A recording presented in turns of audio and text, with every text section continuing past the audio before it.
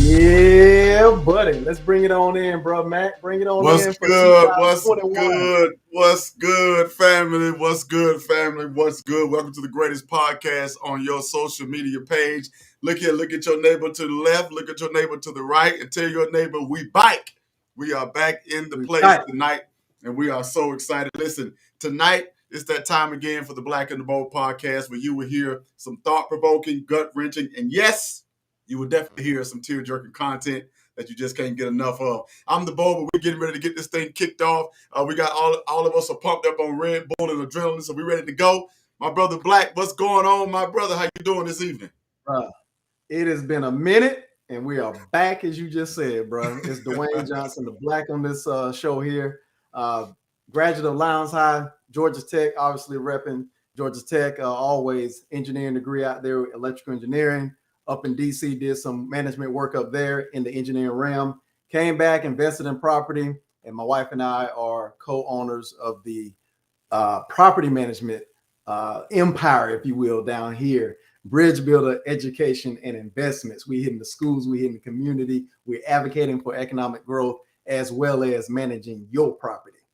Yes, sir. Yes, sir. And of course, tonight we definitely have our guest with us. I think now she's probably family. We still waiting on the blood test. But as of right now, we're gonna go ahead and adopt her to the family. Beautiful. How you doing this evening? I am doing well. I survived all the pettiness of 2021, so I am so pumped up to be here, brother. So pumped up to be here. But yeah, this year 2021 has proved to have some hills and valleys, and so I'm just optimistic about what 22 is going to bring. I'm so excited. And we have covered a lot of ground, the Black and the Bold podcast, in 20 and 21. So I'm so excited to see what the next frontier is going to bring us. But yes, I am beautiful. Suzette Michelle, a part of this trio, and so happy to be a part of it. Native of Valdosta, Georgia, graduate of Lowndes High, as well as Valdosta Wiregrass Technical College, where I received my degree in healthcare, radiologic technology to be exact. And so I'm just happy to be a part of the show. It brings us some femininity to this male's world. So I'm good. I'm excited to be here and see what's the next chapter, guys. What is the next chapter? Cool. Well, of course, y'all know who I am. I messed up the order, but hey, who cares? But the bold, Edward Mack, Valdosta, Georgia, Lowndes House grad, UCF grad. Of course, you can surely tell of that. And definitely got an opportunity to work in corporate mirror a little bit. Kind of bounced around and found my niche in talent acquisition, and definitely running through that right now. Getting ready to start working on some consulting gigs possibly. So that's definitely a great thumbs up, great achievement. But also still pushing through with the E3 Legacy Group. Got some great things planned for 2022. Definitely going to be adding the education piece to that. And so I'm just excited about everything that's going on. I miss you guys. We're getting an opportunity to jump right in. Last opportunity before the New Year's. And so, yes, we have covered a lot of grounds these last few months. We've had opportunity to expand our family. We started with a handful, and now I think we're over 50 subscribers strong or something like that. So I'm proud of that.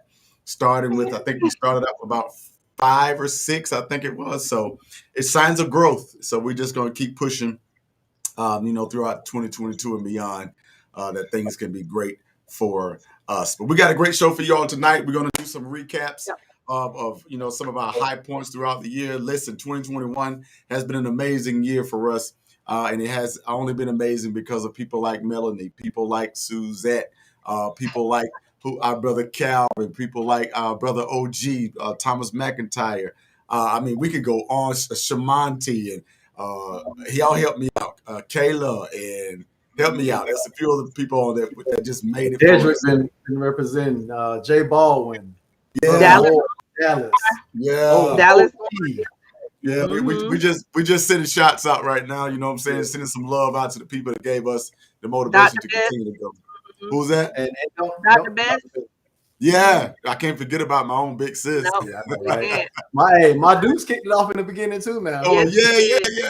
She's right. Yeah, drop in every now and again. Yeah, and that was the roll call of all our diehard listeners and fans, and not to mention our wonderful guests that came on throughout. Check this one out.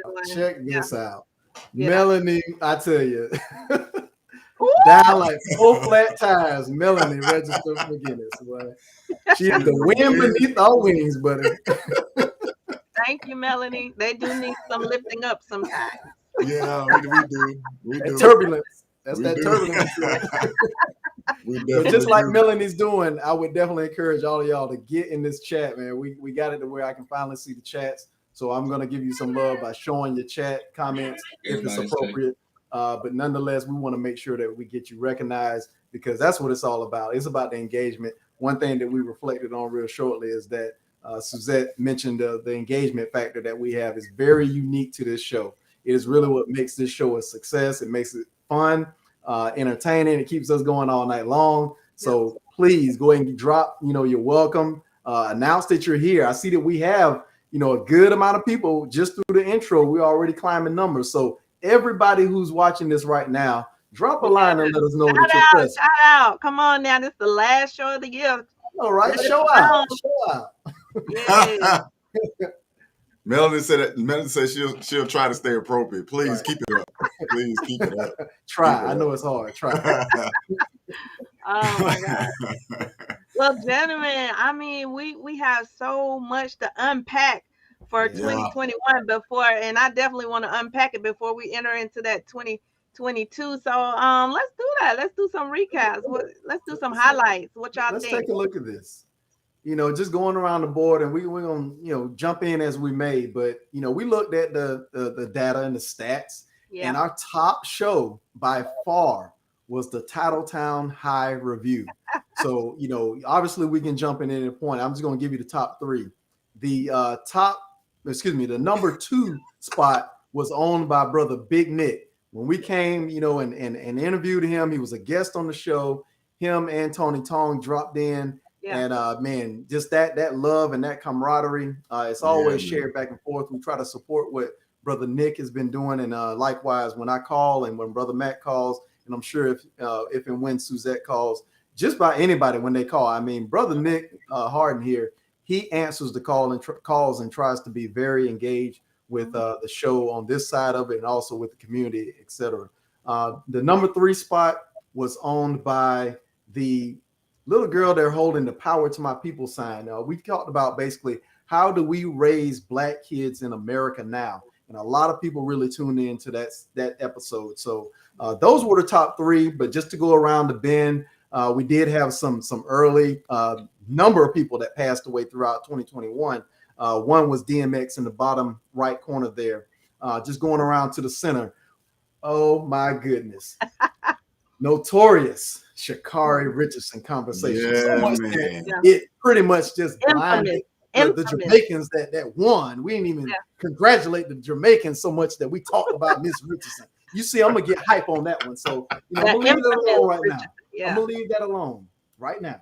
We talked about the mental health component perspective, with regards to athletes. We went in a little bit because it was kind of suspect with athletes in the gymnastics arena. No names, files, but nonetheless, we did have the Olympics, and so that's a conversation to have. Our brother, Rue to the Bruz, because brother Cosby did go in, serve some time. He was brought out due to a technicality. So however you feel about that, it is what it is. Brother is now free. Rolling back up above him, we had an awesome conversation before the season kicked off this year in 2021 for football. We had brother, I say brother again, Rue to the Bruz. We had Coach Felton Shelton chime in. And so that was a huge one for us, man. I don't think that he actually had much radio or visual interviewing before he hit this show and when he became coach. So we commended the Board of Education for dropping that dime and doing the vote to get him from being the interim coach to the actual acting and now the head coach of the team. And then obviously we'll get to this person called Rona at some point. We're gonna have to deal with Rona again in 2022. Rona try to be permanent. They ain't trying to go nowhere. Yeah. Rona ain't trying to go nowhere like them bonnets. I tell you, I'm with you. Melanie. Here come the bonnets because Here come the bonnets. When we get to that, I've got a doggone picture for you. As a matter of fact, if I can, at some point, I'll show it to you. We're gonna talk about that again because I see y'all gonna come hard in 2022 with them bonnets. I see that now because now I'm going into Publix, bro. I'm going into Publix. It has migrated from Walmart environment to now the culture of us going into Publix with these. Not only the bonnets that are like that. I mean, the bonnet was like down shoulder length bonnet. I'm like, really? That's for dreads. Oh, gosh. No, that's okay. That's not for dreads. That's for braids. Let me be correct. Locks. Locks. Yeah. Let's do cultural correction there. Locks. But most of the time that's braids up under them long. I hear you. Yeah. All right. So where do y'all want to jump in? I'll keep flashing this as we go through, but for your sake of visual. But where do y'all want to jump in? Where does the audience want to jump in? Y'all give us two. Yeah, we need to find out. What are y'all thinking about? Yeah, let's find out from our viewers, like which episode did you enjoy the most? Chime in, let us know. Good question. Which episode piqued your interest? Piqued your interest, because I know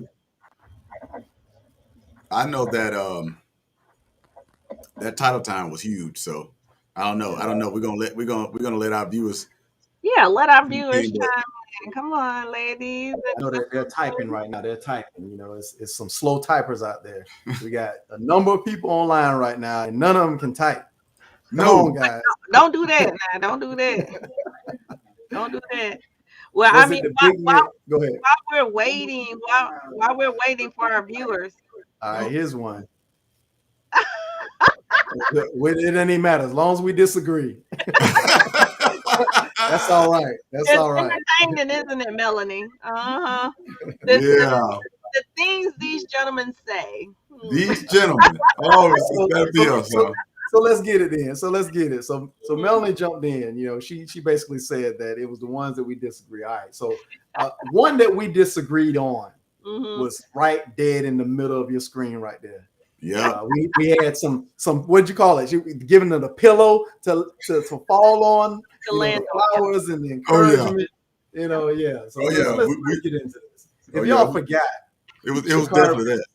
Was the hottest thing coming out of college, coming out of high school. Yeah. And all of a sudden now we haven't heard anything, since with regards to that. Indoor season is now blazing back on. So I would have to say hindsight is always 2020.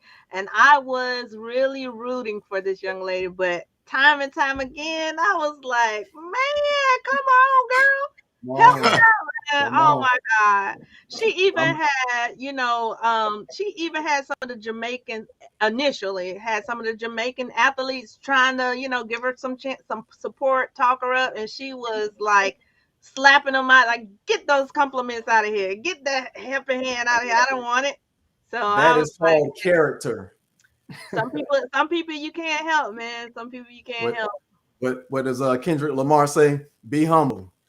Yeah. Sit down. Don't leave that part out. Can't save her because she didn't want to be saved. Guys. Oh man. Might have to come back. It's one of those, huh? Oh, okay. So Shamanti talked about the one where we were on the scene with Scott Park, virtually, that is. And that was a good show. Seemed to have a lot of viewers yesterday. Yeah. Even Kevin Bussey chimed in on that. I remember Vivian Cody. She was one that was on the scene physically there helping out. If you all remember, basically Scott Park had a after quote unquote after Easter type event that's held annually. And the next morning it was just basically trashed. And basically one of those things where we have to get better at this. And so it was some of this where it wasn't a reflection of some, but it was a reflection of some others, and it was just basically a whole mess. We have to do better, guys. But I did say I can say out of that particular episode there was a rainbow out of the storm, because after the aftermath, a lot of community leaders came out and really unified and really kind of vowed that they would do better and become more involved moving forward. So I really hope so. I've seen this show before. I've seen this episode, this rerun in Valdosta, and I'll just say it. Mac, you know it. I'm sure you know it too, Suzette. But I've heard this song before. Well, we always claim that we're gonna do better, and it just basically changes a different tune. It's a remix, but somehow it'll rear its ugly head again, unfortunately, until we get organized. And I'm gonna keep saying that we do not have an organized culture in this community collectively. No, individually we do. We got some organizations that are doing very well, but we've got to do better when it comes to when we get on the big stage. Yep. Yeah. Well, we'll see what 22 brings. That might be on 22 wish list. You know what? I was thinking about something when we were talking about that getting together thing. I think it'll be an awesome move is if they do have the South Side Day and the East Side Day and the West Side Day, that everybody goes to each other's day. Yes, you know what I'm saying? And just really, really, really link up, man. I think that'll be awesome in the city. Because there is no North Side Day, so those. Well, technically, we wasn't always welcome on the North Side. That's true. North Side is good, bro. North Side is good. Freedom Park looks marvelous. Oh, yeah. Right. North Side Day every day. Freedom Park is clean all the time, but they have an awesome facility. I got it. I think it'd be good though. I agree with you. I think if we link up, I think that'd be awesome. On that until recent years, Northside Day or Freedom Park rather just got a basketball court. They didn't have one. That's because more of y'all started moving in on the north side. That's why. we demanded. Come on, let's exactly right. Because north side Freedom Park, that is, we can call it north side, but north side / Freedom Park was ultimately the baseball fields, the soccer fields. Mm-hmm. I think that's about it. For the most part, it was basically a soccer complex. Yeah, exactly. So Exactly. y'all moved in and demanded a basketball court. So y'all got one basketball court in that big old field in the front of the Freedom Park. So be happy, because I rode my kids by there a couple of days ago trying to play some basketball with them, and that one court obviously was full. It stay occupied. Good. That's what y'all get, one court. Yeah. All right, but yeah, Melanie says yes. Bring the local gossip. Yeah, so I thought it was actually recently, Suzette. You may have seen this since you're here, but Scott Park was on social media because someone shared the amount of ant beds that have grown up in that park, and so it wasn't until Angela Ward got involved and a couple other people started getting the word to the city, to Parks and Rec. Eric Howard also was involved, and then finally Parks and Rec, not finally, but basically because of that, Parks and Rec sent somebody out there to get rid of the ant beds. Right. I still find that, behind the 8 ball. I mean, it is what it is, but I just think that, we need to do a better job of holding the city entities accountable, right, for making sure that the equity and the resources are shared fairly across the community, because it's not until we say something, then they go in and do something about it. And some of the times it's not even that vocal, because the people that are utilizing that park, Scott Park, that is, they probably don't even know that Freedom Park looks 20 times better. So they don't even know what to expect. Right. But that's true. As Melanie says, though, Mel, I'm gonna give her another show point here. In all fairness, it was a bad year for ants. Okay, so ants were on CNN today. It was a bad year for ants, I guess. I wish somebody would come out. Okay. She's got the fiscal. I hear you. She's got the fiscal report for the ants for 2021. So they didn't do too well this year. Those pesky bugs. Yeah. Let's get back to Shamanti did. I want to bring this one back in. Shamanti said, I really enjoyed the shows, about restoring the Black family. So Suzette, you talked about this pre-show when we met yesterday. That blueprint really had an impact on a lot of people, and with this Black family restoration. Yeah. So let's get into that a little bit. Yeah, I was very excited and very pleased with all the information that we gathered once we decided to bring the blueprint into fruition and talk about the different areas that the Black family had challenges in, and then bringing on guests who were expert in their individual areas as to how, offering us some real resolution to how we can address those challenges that Black families face as we try to restore our family structure. So we learned a lot. I think we as show hosts learned a lot, and then I think a lot of the information and the guests that we brought on was able to give us some valuable jewels that not only we could use, but we could offer to our viewers. Yeah. I agree. I think I agree with everything you said. I think it also showed the value of the show itself. The fact that we do have that level of concern, for in love for the people in our community, that we would, we would go back and develop something that could be, generic enough for everybody to kind of apply it in their own way, but at the same time push everybody in the same direction. And I think that was really, I really enjoyed doing that with you all, because a lot of that stuff challenged me individually, even though we were presenting it while we were gathering information. A lot of that stuff made me want to, just kind of go back and regroup on a few things, or even go a little bit harder, especially when it came about, raising the children and providing a good environment for them and stuff like that, and becoming a better person.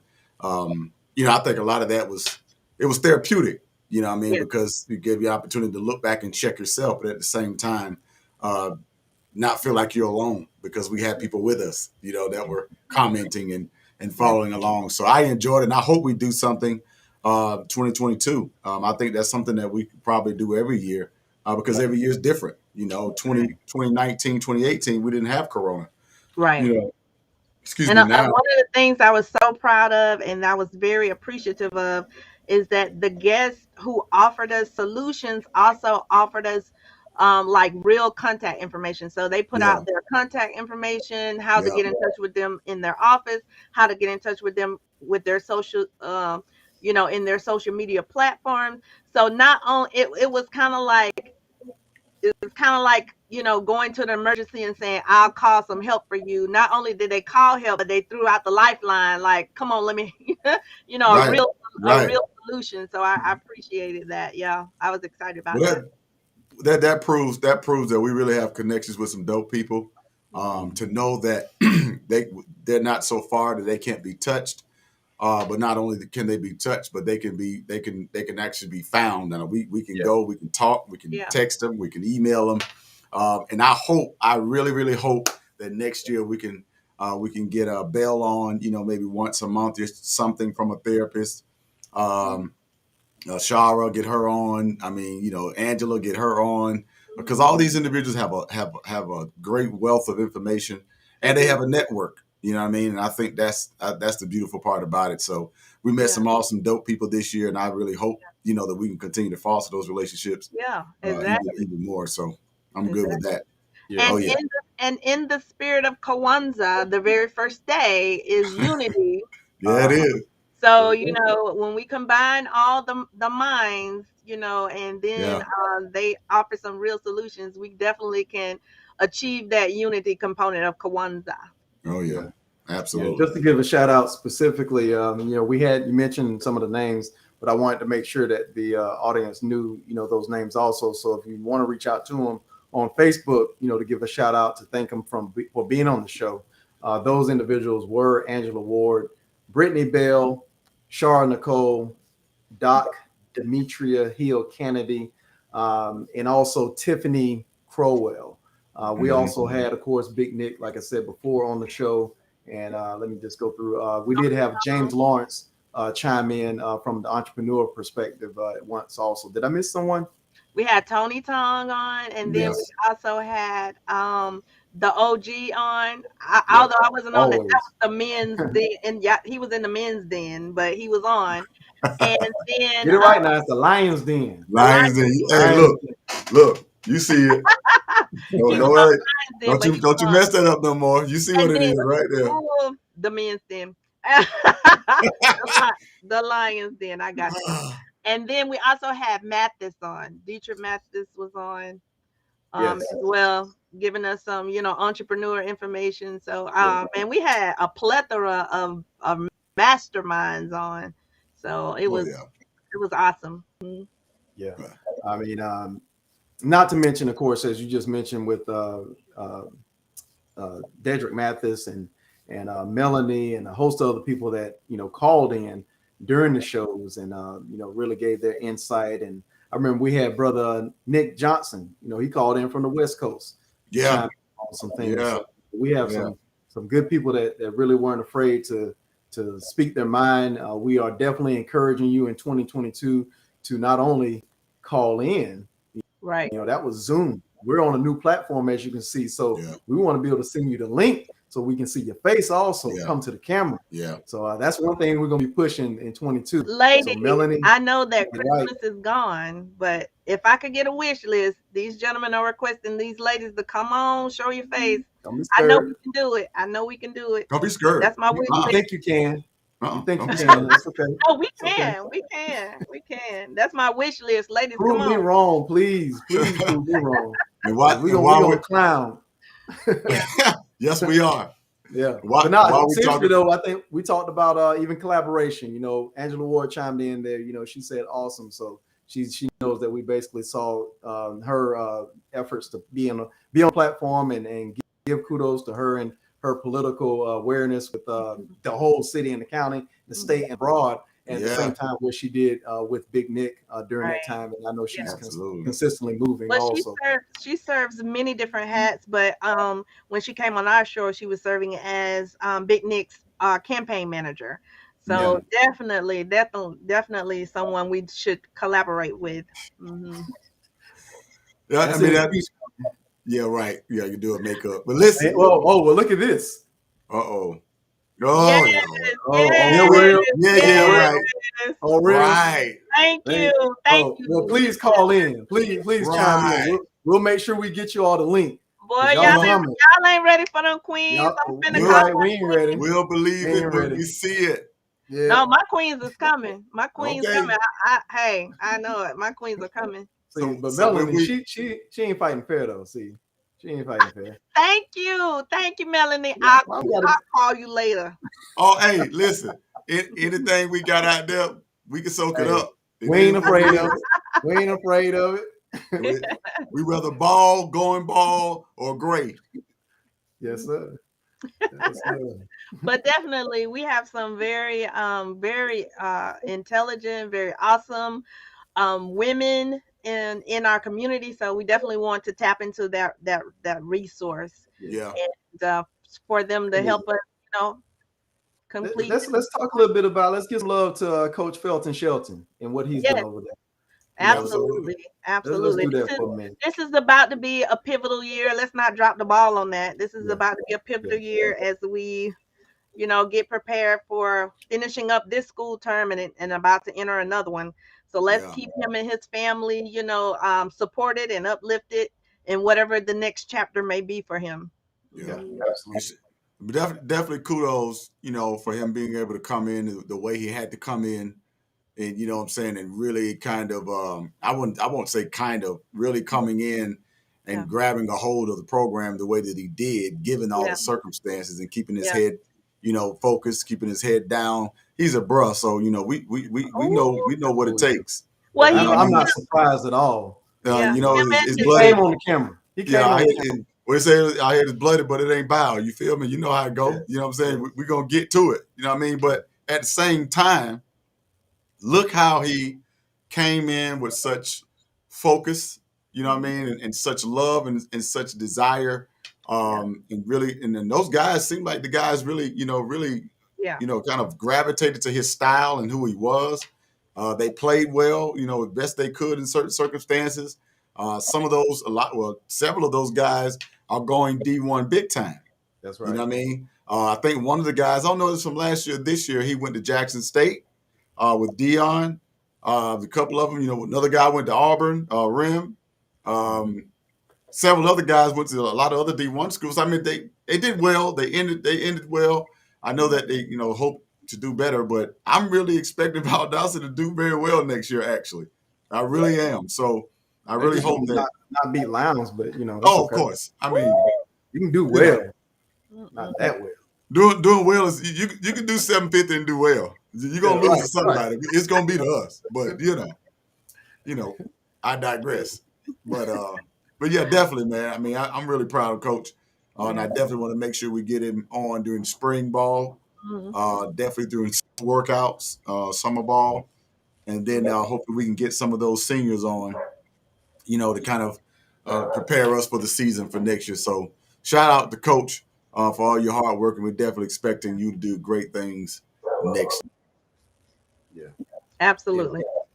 A couple other things, I definitely want to touch on. We kind of went around mostly on the right side of that, in the middle. I do want to touch comically and seriously a little bit on the athletes and mental health. Seriously, that is a problem whether you're an athlete or not. Do not be afraid to seek help. A lot of TV shows, that we're binge watching and things, they really touch on that, and some of the content of those shows really highlight the disparity between the resources on whatever side of the town versus another side, but also internally we have our own taboos, and I see that, Angela. Go Cats! All right, all right. But definitely need to make sure that we are not continuing the taboo that we can't go to seek mental health, right, or help with our mental health.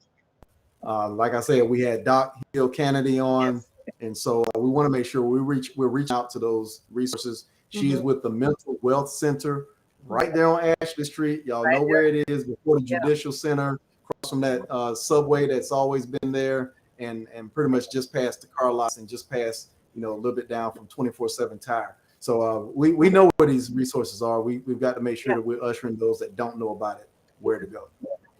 And if you have not frequented their establishment, it's definitely a one one-stop shop.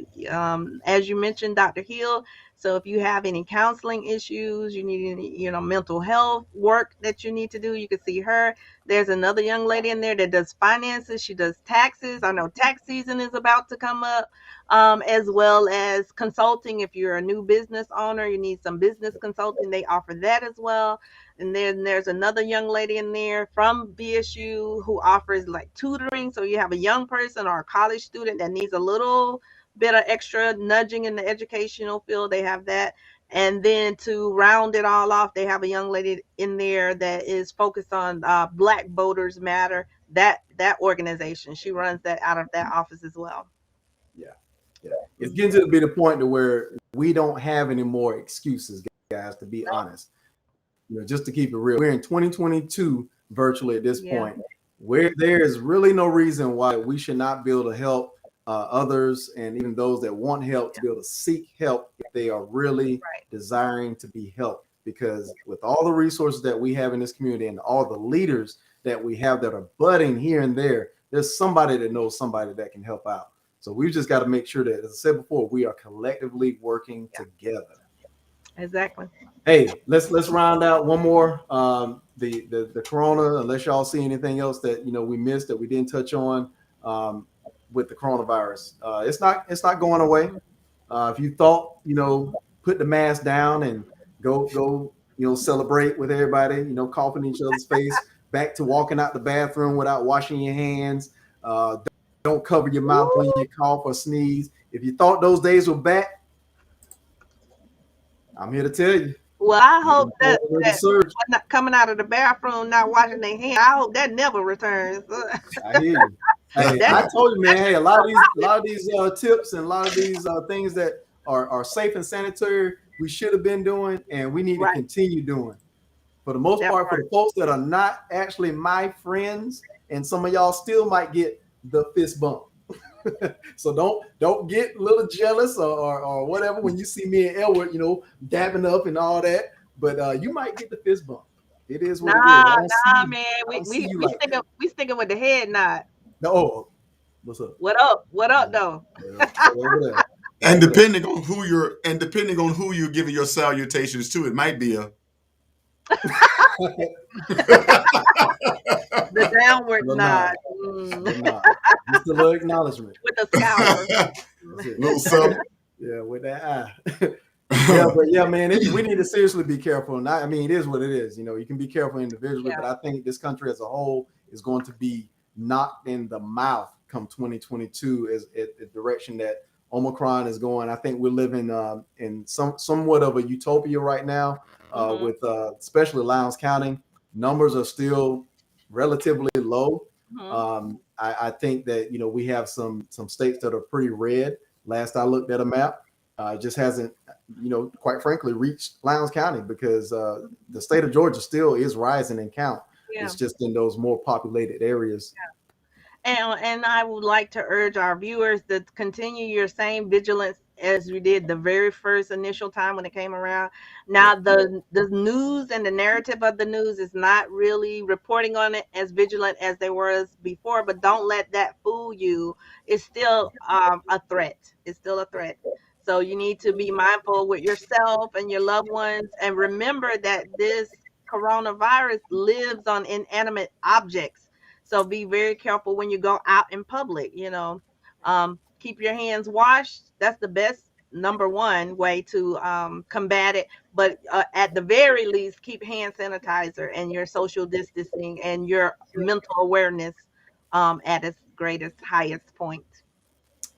I know I wanted to, do all of those. I think a lot of the effects or impact of the virus that a lot of people don't think about is our state, our psychological state, our well-being.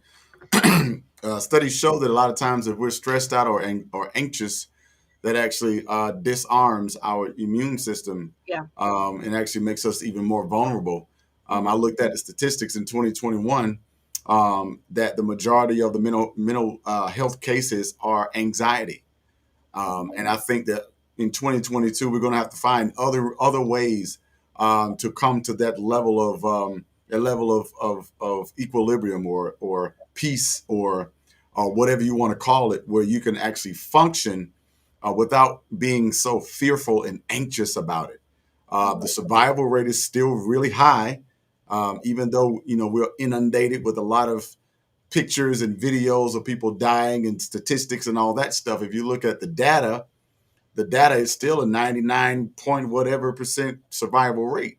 And I think a lot of times we overlook the real information and the real data, and we pay more attention to our emotions about the situation. Let's not be so emotional about the situation. I know this has caused a lot of people to lose their life or their livelihoods. I'm not downplaying the effects of what could happen, but if you do have underlying pre-existing conditions, so let's start focusing on those. Start eating better. Start getting your rest. Stop hanging around people who keep drama and stress in your life. Try to put things in perspective and understand that you can only control the controllables. At that particular point, we're going to have to start finding other ways to cope with this, with our new regular virus, because this isn't going anywhere. I mean, this is going to be just like the flu. It's always been around, but this is going to become as known as the flu, the chicken pox, etc.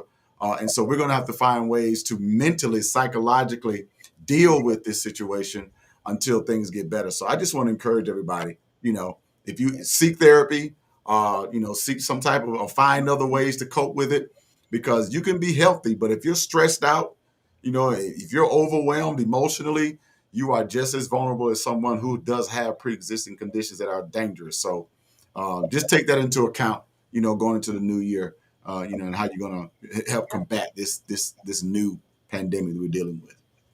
Correct, sisters. Drop that zero and get you a hero. Stop stressing. Wow. That's it right there. That's it right there. Let's get right into it. Let's do it. But roll those questions, buddy. Roll those questions. And I'm gonna bring this one right. I've been saving this one card right here. Here it is. Right here. Well, we talk back, huh? Okay. Yep. Okay, let's do it. All right. Well, since it's the end of the year, and everybody get nervous when they see me finna ask a question, so get yourself together, because I've been looking over this entire year, and Melly said, "Let's go." Okay, so we've been looking over, a lot of things happening. I got you, lady. Yeah, a lot of things have happened in the year when it comes to relationships, especially in our community. We have had so many discussions ranging from bonnets down to even having random women of color smiling just because it's nice to smile.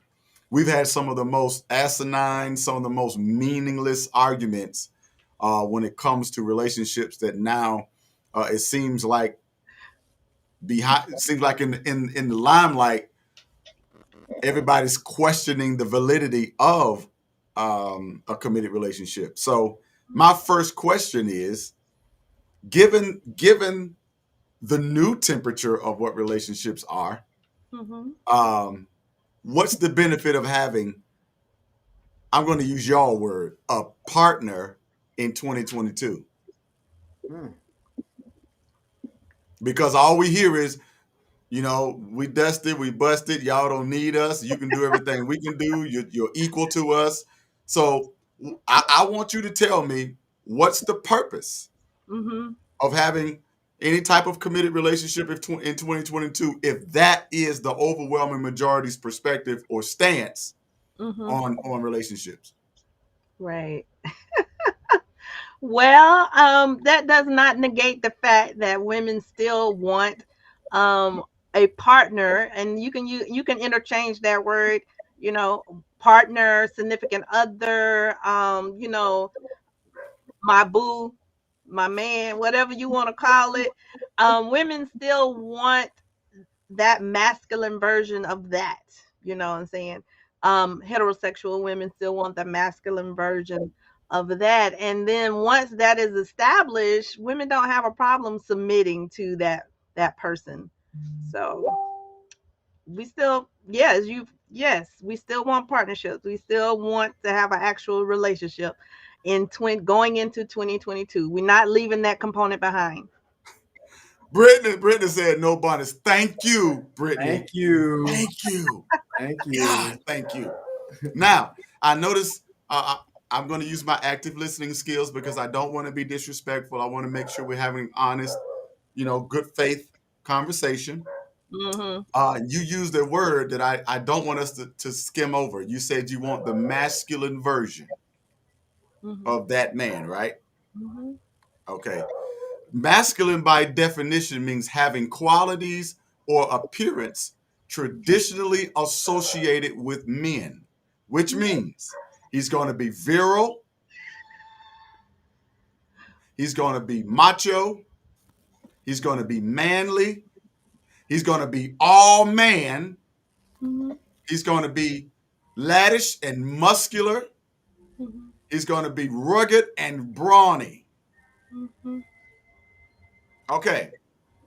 Men that are like this, help us men describe masculinity for us. What is your version of masculinity? Because Dr. Merriam-Webster says it gives us a definition of what masculine is. But if you look in the media, when a man is like this, he's toxic.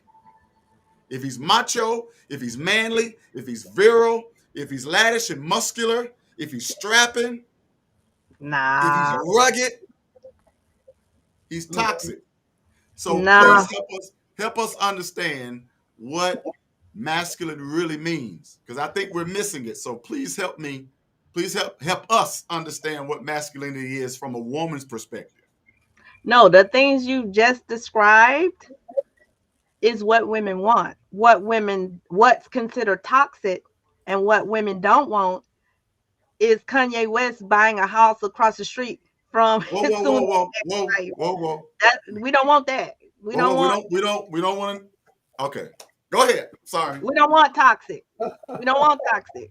Okay. We want somebody who because you notice she told us what she did not want, but we didn't go to what you want.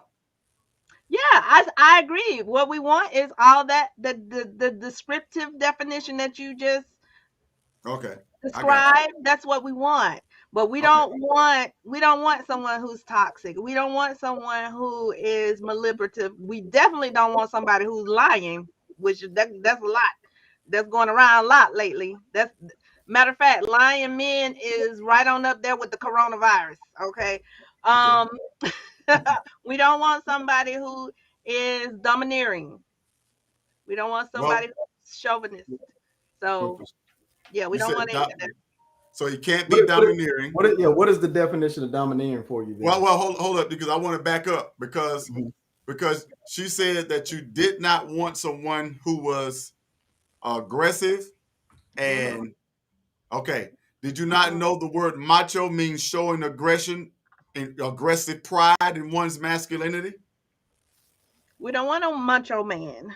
We want someone that's going to be protective. Wasn't that in the definition of masculinity? That's what I'm getting at. That's what I'm getting at, Dwayne. I'm walking backwards. Wow. Yes, you are walking backwards. Yes, no. I'm walking the definition backwards. So in other words, masculinity should not be the word you used if they could be interchanged synonymously with aggression, macho. Let's find another word. A healthy amount of that. You can't have an excessive amount of macho. Come on. I mean, you know what I'm saying? Even in the attributes you may want in a female, you don't want it to be excessive. Mm-hmm. You know what I'm saying? I just had a conversation with someone that said that I wanted a boss, but I didn't want somebody bossy.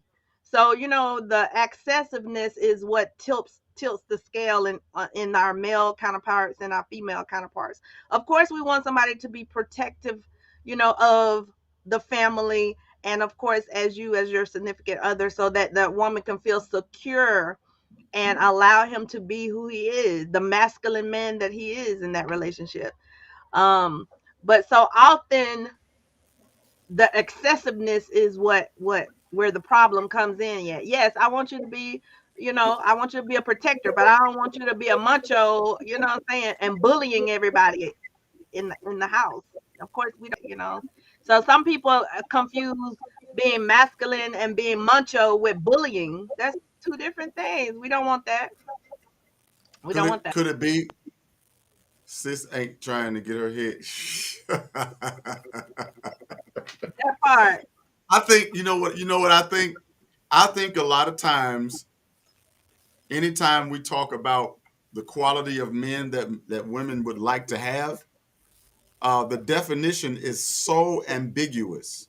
Yeah. But at the same time, everything is put to the extreme, because when we talk about macho, you're saying, oh, he's overly macho. Or if you say aggressive, then you'll say, but we don't want him too aggressive. You see, it's like, you know what I'm saying? It's like we can't stand on any definition. It's like, well, you can do No, that, come but not on. too much. You can be this Yes, and you not too can much. stand on it, because there is a line between being a healthy dose of something and being That's abusive. that's why I said give us something specific. Because if you give us ambiguous definitions, then you leave a lot of room for us to kind of play with. Because you said be masculine, but not that masculine. So now we got to find out what's too Okay. masculine for you, right? So what you need I'm to just say, asking. Suzette, I just I'm want going to to help you out, Suzette. What you need to indicator. specifically say is you do not want an abusive man. Thank Just say you. that. Don't say masculine. I mean, the macho. That's a man. I think, No. but You you just know don't want what? him to be abusive. But Black, you know what? That's what it I is. think that's part of the problem, that a lot of our sisters really don't know how to deal with men, because a lot of our sisters didn't have men in the homes. I know my biological father wasn't there, and so a lot of things that I learned on how to interact with women was based on what women told me. You see what I'm saying? Until I was able to actually interact with a man and get a man's perspective on how to deal with the situation, it was always favorable to them. You know what I'm saying? So I think a lot of our sisters are overly aggressive, in our opinions. I'm not going to say in their opinion, but in our opinions, we might feel that they're overly aggressive because they haven't had a lot of practice on how to talk to men. Our families are matriarchal. That happened in the last 50 to 60 years. Well, where that man's voice has not necessarily been, that powerful anymore, because for whatever reason they have family dynamics. The father wasn't there. He was in a military or whatever and wasn't around, or whatever the situation might have been. And I think that dynamic right there has hindered our ability to really communicate to our sisters, because a lot of times when we have a conversation, when they're getting loud and boisterous and they talking back, that's masculine to a man. But a lot of women have said, well, no, I'm just passionate. I'm just emotional. But they don't even understand. They don't even understand that when you meet a man with aggression, a man's going to match what you meet him with. And so when we turn that back on y'all, and then we raise our voice too, that gets labeled as abusive. You see what I'm saying? And I think a lot of the times, and I might not need to say that, because YouTube has an algorithm and they'll shut stuff down for stupid reasons. So I won't use that. I'll just say the A word. But I think a lot of times, because of that, because there hasn't been a consistent male presence in our homes for generations, I think now it gets to the place where women are bold enough to say, well, we talk back. I ain't never heard my grandmother talk back. Right. You see what I'm saying? What is the purpose of talking back? Let me understand that, because I'm gonna go somewhere with this to make a point. But what is the point of talking back? Help me out, lady. Go ahead. Excuse me. Well, first of all, ladies, chime in, help us out. Oh yeah, and by the way, before you go, Suzette, we are looking for another female co-host. So if you bought it, please come help Suzette out, please. An additional. Come on, sisters, y'all know, y'all see it. Y'all been with us 2021. You see, y'all see the abuse. Y'all see the bullying. There it is. No, no. On a serious note, though, um, again, you have to have balance. So, a woman talking back. I grew up in the phase where it was not necessarily what you say, but how you said it sometimes. So I think some women say we talk back in meaning that we have a voice now. Like when a lot of females are not afraid to stand up for themselves and really let their voice be a part of the conversation now. In generations before us, they didn't always have a voice because whatever the man said in the household, that was law. And that's what that's the direction the family was going to go in. But now we live in a day and age where women are contributing to the family financially. Not only, also in addition to contributing financially, they're upholding their feminine duties in the household. So now when they say we talk back, not necessarily in a disrespectful way, but just so their voice can be heard and their point of view can be a part of the collaborating building of a So that's not family. talk back. That's called collaboration. And so I think everybody understands what I mean when I say talk back. That has a negative connotation to it. So I'm not talking about collaboration. I'm talking about the instances where we're not going to be quiet. We're going to show our, in this case, opinions and talk, basically talk back. I mean, we know what talk back is. But pause right there. I got to bring the bill. Hold on, Red Corvette. Okay, hold on. No. Brittany Bell says, how about masculinity should be judged on basis of a human being reaching a level of self-awareness where they need not to overexert their insecurities on their partners while balancing the need of those around them. A man self-checks and is clear on who they are. The rest of it. Okay. Clear on who they are. All right. Okay. I'm sorry. I didn't come through on this end. Yes. I have a question. I have a question about that because I agree. However, my question is, why is it that when men assert their masculinity, they're exuding some form of insecurity? Because if you think about a leader, let me set the context. I'm not talking about a modern relationship because modern relationships don't have gender roles. They have partnerships. I'm not talking about those because if you're in a modern relationship, then there isn't really going to be any gender roles to be talked about. You all are going to split bills. You're going to do everything 50-50. And that's just how y'all going to run your house. So I'm not talking about that.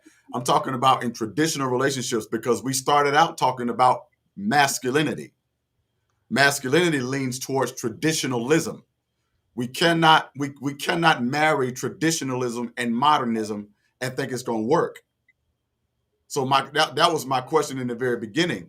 But then it seems like every time we go and we start talking about traditional relationships where men are actually, exuding, the characteristics to lead at that particular point, a lot of times we get gaslit when it comes to us trying to establish our leadership or manhood in that situation. And a lot of times it's masked under being insecure or being weak. A lot of times we get called gay or, all dusty and all this kind of stuff because we have perspectives and because we have opinions as well.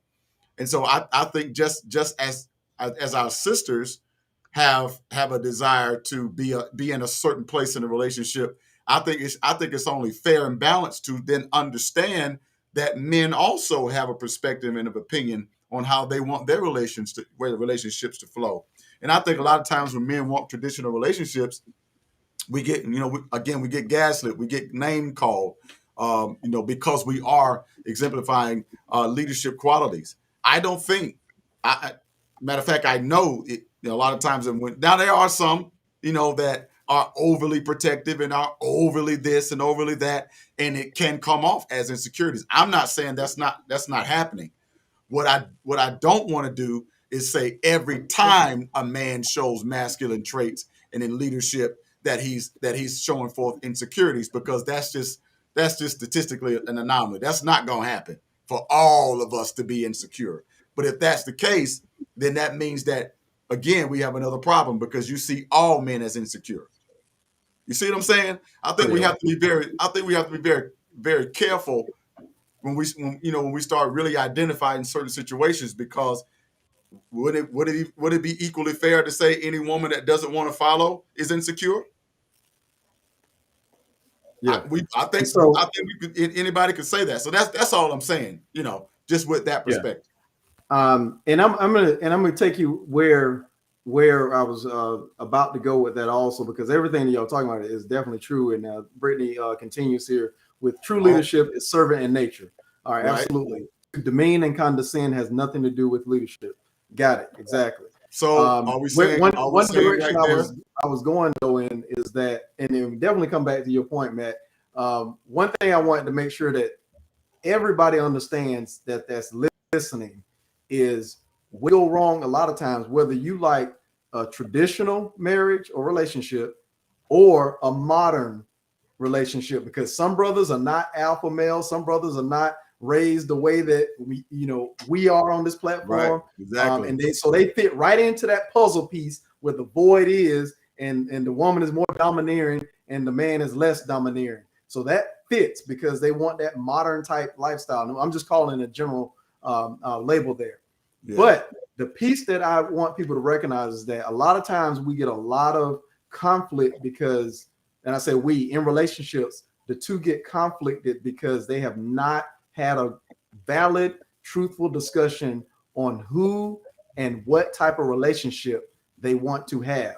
They like each other because of physicalities, because there's a cute commonality, and that's it. We have not asked the tough questions. How do you deal with money? Or would you like to take the lead, or do I take the lead? What type of marriage do you want? Do you want one with roles, or do you want something just free for all? Were you raised in an environment where the man was the breadwinner and the decision maker? How does that affect you? And did you view him as toxic when he told you no? Exactly. How did that work in your mom and dad's relationship? Was it toxic, or was it something that was welcome? And so we don't have these upfront conversations. Then we get into a relationship, and then all of a sudden, oh well, he acts like this because that's toxic. It depends on how you view it. In most of the cases that we're talking about, I'm talking about the debatable cases, not the abusive cases. Yeah. Yeah, and I agree with you on that, about having that that pregame speech. You know what I'm saying? Having that opportunity to say, this is what we're gonna do now. All right, let's get out there and do it. I think that you're right. We're not having the conversations. We're not approaching relationships in good faith. Number one, to go back to the last point that was made, what I'm coming to understand that. And y'all, and please correct me if I'm wrong, because I stand to be corrected on everything that I say. But it seems to me that a lot of our sisters only see leadership as a quiet, calm leader. They don't see leadership as a man coming in and having to break up the situation. The reason I don't agree that all leadership is servant and all of that, because you can look in the Bible. A lot of people that are Christians that don't like male leadership don't read their Bible. If you look at the Quran, same thing. If you look at the government, same thing. When it comes to it, it seems like anytime, especially with black men, we're the ones we're held to a higher standard. They want us to be on one, because anytime we get on 5 or 7 or 8, then we're toxic, then we're aggressive, then we're no good, and blah blah blah. But did you know that it's those men that have most of the children? It's those men that have 4 and 5 baby mamas. The guys that are uncontrollable, the guys that go out, and do this, that, and the third, the guys that don't know anything about monogamy, the guys, that tell you they don't want nothing, they don't want them to be with you. And when you call them and crying, they hang up on you and don't deal with you. But when they call you and want something, you answer the phone. And so we're getting these mixed messages. I think a lot of our brothers are getting a lot of mixed messages, because if we're not docile and quiet and humble in leadership, if we're not that, then we're problematic. And I think that goes back to what I said earlier, is because we didn't see men run homes. We haven't found one president, one governor, one senator, one general in the armed forces that has ever won a world war or any type of battle being humble and being servant. Leadership is not just about you and your feelings. Leadership is about the purpose and the goal. And sometimes people on your team are not practicing as hard as they can. Sometimes people on your team don't come to practice when they know it's time to practice. So I think a lot of times we get gaslit because it goes back, because a lot of time our sisters paint the picture as if they never missed the mark. Because if you notice it, every time we talked about leadership, every comment has been, yeah, but it can't be toxic. Yeah, but it can't be this. Yeah, but it can't be that. Because a lot of our sisters don't know us outside of the bedroom and the bank. Listen, you specifically asked the question, what characteristics that women were looking for. That's So why I went into that. when we go down the list, don't tear the list apart and saying, well, you saying it No, can't be this, it can't. You specifically asked, what do you I know. what I we're looking asked. for? So I did. when we and that's problematic as well, because when we give you a definition, you know what I'm saying, you're already tearing that definition apart. You're asking us what we want. So we're telling you, and you're like, nah, No, y'all what that's not I you was think. doing was Not I what was you want. actually providing more context to the actual definition. Mm-hmm. And the more context I add, the more seemingly that might be the wrong word that you've chosen. Because if a man's macho, you'll call him conceited. Because that's a man who's proud in his masculinity and his aggressiveness. Mm-hmm. That is a definition tied to masculinity. When it comes to somebody being virile, when you talk about masculine, when you're talking about somebody being virile, that's somebody who has a high sex drive. Mm-hmm. Mm-hmm. I'm not even going to go into that when it comes to some of the complaints that women have. When it comes to the men and high sex drives, let's not even go there. So if we keep going, what you're asking for might not be what you really want. Mm-hmm. You see what I'm saying? That's why I went that way. But if that be the case, like I said, I could be wrong, and I could be misunderstanding what you're saying. But I'm just saying. What you're saying. You're saying I'm adding more content to women that feel like you're moving the goalpost again. Like I'm telling you, and you're adding more content. So Okay. I guess at the end of the day, it's like you're trying to tell us we don't know what we really want, but you're constantly adding content. Do you know what the definition of what I'm reading it. What a man should be? I'm reading it. I'm reading it. And that's what I'm saying. This is going right back to the problem. When we have the definitions, when we look at it, in the actual, as those things can coexist, servant leaders hold those they serve. Exactly. Servant leadership is not synonymous with docile or weak. That's how we play it. Leaders assess their team's needs and make appropriate decisions that serve the team. Exactly. And leaders also correct. Leaders also discipline. See, that's what we're taking out. This is like everybody want to be a queen, but they don't have no man. Oh my God. I'm just saying. This is why we have to have these conversations, because you went way off the highway. No. What I was trying to do is show you the correlation of how we misuse words and how we define them according to what we think they should be. You're saying for a female to identify herself as a queen, she has to have a man. The majority of queens the majority of the queens in our history, the majority of them had kings.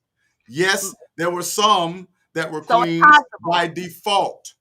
They were queens by default because the king didn't have a son. Right? I didn't hear you. It's still possible. I know exactly what. You were talking when I was talking. I couldn't hear you. I said it's not an absolute thing, but it's possible for them to be a queen and not have a man. Anything is possible. The exception is always, there's always an exception to the rule, of course. Okay. What I'm saying is overall. So let's get back to some of the definitions that you want in women want in men. And ladies, let's get into it. I'm gonna be quiet. Ladies, go ahead. Ladies, please give us a definition, because Nope, Trust me, we just go through this qualities, all just the time. qualities, because definition can be pretty long Okay, give us with some regards to that. qualities. If we need further clarification for that, but We what are don't some qualities that you're looking for in men so that we can chew on this? we on wordplay now. Ladies, Jerkay, Melanie, Brittany, thank God. What we got? All right, Miss Bell says, yes, but discipline is about teaching and not punitive. Leaders do discipline and make disciples out of their family members. Toxicity is not a requirement. It is not. All right, It is not. waiting on some qualities. I need Give me y'all to some chime qualities. in. Drop some qualities that you feel a man, a heterosexual man, should have when you're choosing someone as your significant other or partner. Is that the context that we're talking about? Potential Let's go with it. partners. Okay. You see that word toxic keeps thrown around, but we can't identify what toxic is. We'll throw it out there. Personally, I don't like the word toxic because We must have missed what no, Melanie said. So she's already described the qualities that she liked. So we kept asking the same question. So I think we wanted to dive deeper into some of the qualities, though. What did she say? Authority, confident, leadership abilities, Mm-hmm. a sound mind. Thank you, ladies. Definitely a sound mind. You don't want no crazy joker. Nah. I think so. So, Bo, when we're talking about authority, this is where it get into that gray area again. Authority and confidence, because it starts to steer very masculine by some of those definitions. Macho. Brittany Bell adds self-awareness, communication. She adds, which is that's a huge one, because we can have all that and not have the ability to communicate well, and it goes sideways. Correct. Jarkay, so we got some good people coming in here. Jarkay says he has to have knowledge of self, confident, emotional intelligence. Mm-hmm. I agree with all my queens. Melanie sums it up, says everything y'all would say without becoming obnoxious. Furthermore, a balanced person. Thank you. I already put balance, that term out there, balance. Yeah. Mm-hmm. Okay. Gentlemen, I'm gonna yield. I'm gonna be like my congresswoman. I'm yielding my time. I'll yield my time to the gentleman Mac. I'm going to yield my time to you. I'll just put it like this. I have two stances on it. I don't think we're ever going to get anywhere. I think 2022 is going to be an awakening year for a lot of our relationships, because it's going to be the year of self-awareness. As we can see, there have been a lot of relationships that have broken up this year because the actual pandemic showed a lot of the couples that they really did not like the person they was with. Given the new state of social media, how easy it is for men to have access to several women. With the whole ideal of a lot of our sisters wanting, high earning guys who are part of the 5% earners in the entire country. We got 80% of the women looking for 5% of the men. But at the end of the day, my whole thing is I just hold fast to what the Bible says. Let the old women teach the young, because they're not going to hear that. In my opinion, women aren't going to hear men. You're going to find something, problematic about what's said unless, kind of like the Derek Jackson situation. Derek Jackson had millions of followers. And then when it came out that he was the same old dude that he had been claiming he wasn't. And then, all of a sudden, nobody wanted to bite their tongue. So to me, I just put it like, if the older women aren't teaching the young women, we're going to continue to see this denigration of relationships. The old men need to teach the young men. That's just the way I see it. If that doesn't happen, then we're going to continue to have this. I'm a boss chick. I'm a player. I'm this, that, and the third. And we're just going to keep, they don't even date now. They Netflix and chill and have sex first, then they date. So just imagine what we should expect in 2022 and beyond.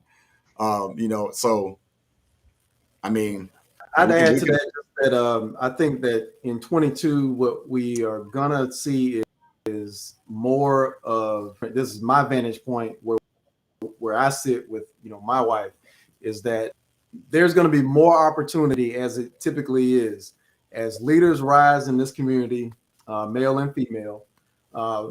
It's going to be either a sink or swim type situation. And what I mean with that is that I think that the mature relationships that are out there, the beacons that are out there, a lot of people, just to be frank, and just for the sake of, if somebody wants to model after what we do, a lot of people refer to my wife and I's relationship, and just to be frank, Brittany Bell, her and Mitchell Bell, that's another upstanding relationship. I think what we have to do in 22 is look at, particularly in Lowndes County, in order to turn this ship, but wherever you are in your community listening to this broadcast, is that you need to find model relationships. My wife and I, we've been married for 15 years. That's not an accident. Not an accident at all. Hey, Brittany, if you can drop, how long you and Mitchell have been married. But I think that the important thing is that you need to see and seek counsel, if you will, friendship circles, small circles, get away from this club circle and then the professional circle and then the marriage circle. You need to find, if your goal and priority is marriage first and the relationship that you have, you need to find someone that you can link up with and seriously match and follow. Because a lot of the things that, we talk about on this show, we kind of laugh at and, behind the scenes when we're done, because a lot of the things that are happening here, I comment on, because the maturity level just isn't necessarily there. And a lot of the dialogue that happens on the audience end, because of some of the things that we're talking about, is laughable when it comes to a long-term relationship. And I think what we need to make sure that that you, as the audience that is hearing this, if you're somewhere in between, how to get from that stuck in a rut, I can't find the right man, there ain't no man out there for me, men always either gay, incarcerated, or married. That's what it is. If that's the trope that you have, then maybe, as I said before, seriously, and it sounds laughable, but it's seriously, that you might want to look at yourself if that's the problem. And I think that we have done a poor job of that in our culture. 7 years, Brittany Bell, appreciate that. 7 years is no accident. And it wasn't easy. It's not easy to go 15 years.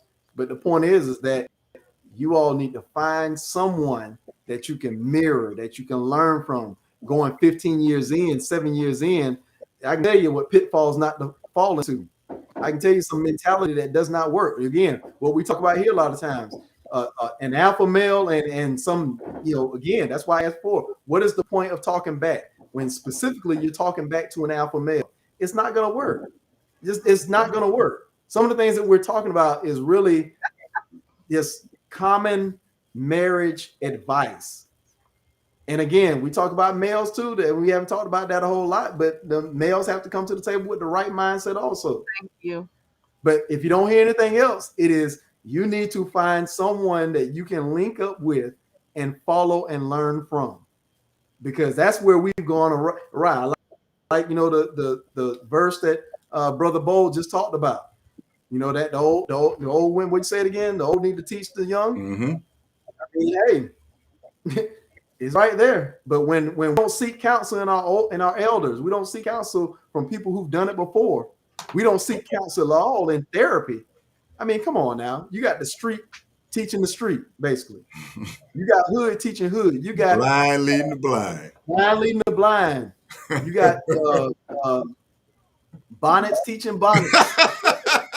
You know I was going to go there at some point.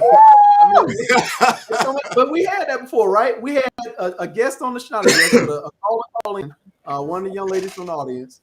She mentioned that she does not do the books, but her daughter does, and it's hard to get her out of that. Somewhere in that process, she led her daughter to think that was okay. And I keep going to the bonnets just because that's a mere example. I don't care. You can disagree with the bonnet. That's fine. Disagree or agree with it. The point is that what we're not doing is telling our youth and our young adults that is not right, such as whatever the characteristic is, whether it's high toxic extreme masculinity or way leftward thinking that you're gonna snag a man act the way you act. It doesn't work. Bruh, at this point, I'm going to tell you what the solution is going to be for men. I'm going to speak for men. The solution for men is going to be, we're going to have to choose better. We're going to have to stop giving attention to just anyone who gives us attention back. We're going to have to, if we're involved with a young lady, if she's showing what masculine traits according to what it is that we think is masculine, not what society, because when we do that, we run down this rabbit hole. If it's abrasive to me as a man, you address the issue, and if that issue is not corrected, you walk away. I think men. I know a lot of women say a lot of times, I wasted my time and I was there. Well, we wasted our time too because we didn't get anything out of it either. Yeah, and I think a lot of the times, Yeah, I was just say both parties own that. And when somebody exactly. says I wasted my time, you chose to waste your time. Exactly. So and you should have chose better also. Thank you. And so that's what I'm saying. I think if men, because that's what I've been doing. I've been holding a lot of guys that I've been counseling and talking with. I've been holding a lot of our brothers, accountable about their part in their relationships. Even with the ones that they're with, they know they shouldn't be with. All of these guys, I have held everybody to the cart, to the cart, and I've held myself too. That we no longer deal or tolerate things that we do not like. You don't stay in a relationship just because you don't want to upset them. I don't care if it's been 5 years. If you're not getting what you feel like you deserve as a man, I'm not talking about the sisters because we hear a lot of this for the sisters on public, social media, all everywhere. But brothers, you need to start putting your foot down and declaring what you want in your relationship. Women have the keys to sex. Men have the keys to relationships. When you understand that, you can understand your power as a man, that you do not have to put up with stuff you do not like. And I think if we push that narrative more, we'll have a lot more men making a lot better choices, and we'll have a lot more women being able to go about their way and find somebody who's going to put up with their talking back and all that other stuff. I think that is going to be our best solution, because that way we ain't got to fuss, we ain't got to argue. It ain't working out. Do I want to work on it? No. I'm going to move on. I'm going to get through this. I'm going to process all we went through so I can go find somebody who's going to get on my page without a fuss, without an argument, without a fight. 5 days, bro. 5 days. 5. I think that's going to be our solution. Now, that's for the men. I'm not talking for the sisters. I'm just holding my brothers down.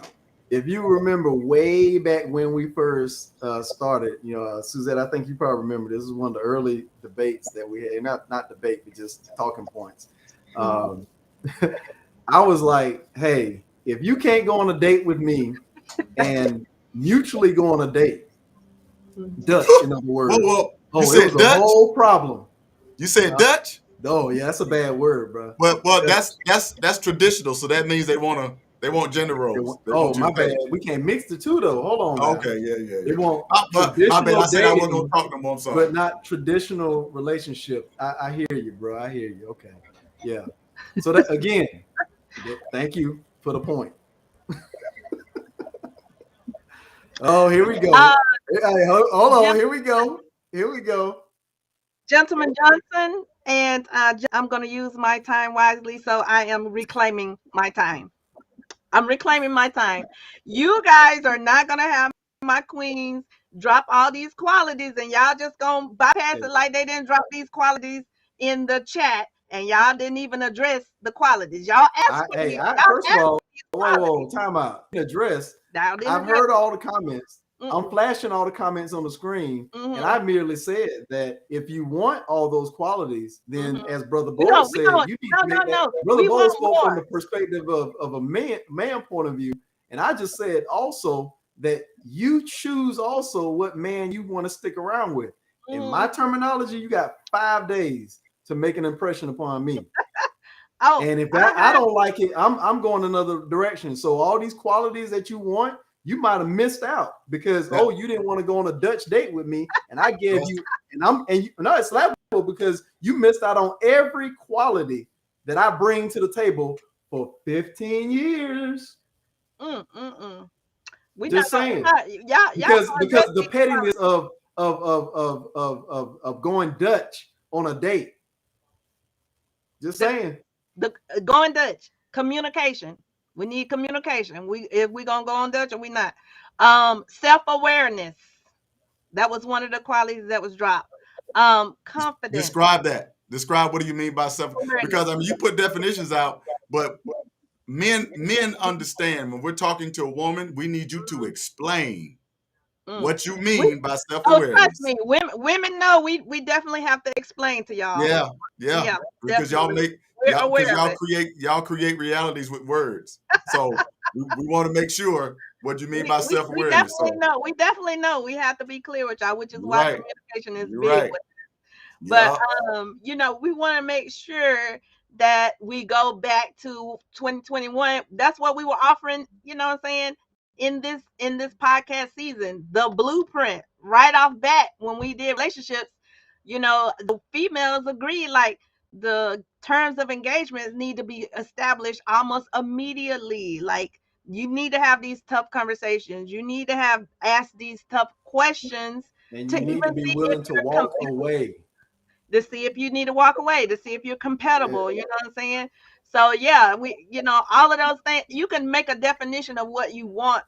Just as we said earlier, you can make a definition of have this whole list of what you want, but if you don't communicate it to the other person, what good if it's not applicable then? So Absolutely. we definitely have to establish those things early on. I think that So most of the explain the audience self-awareness. members that are out there right now probably are in an age bracket, not going to really define probably 30 and up or 35 and up.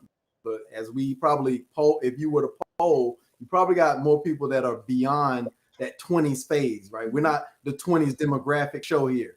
So you all should not have a whole lot of time and patience on your end. Help me out, Bo. You know where I'm going.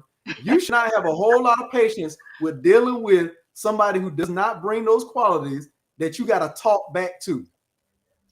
You're wasting everybody's time. Just saying. You're right. I'm gonna give you that. Sis, I'm gonna give you that one, bruh. And sis, if you gotta constantly talk back, he ain't the one, boo. Step away. He is not the one. And best believe, vice versa with the bros.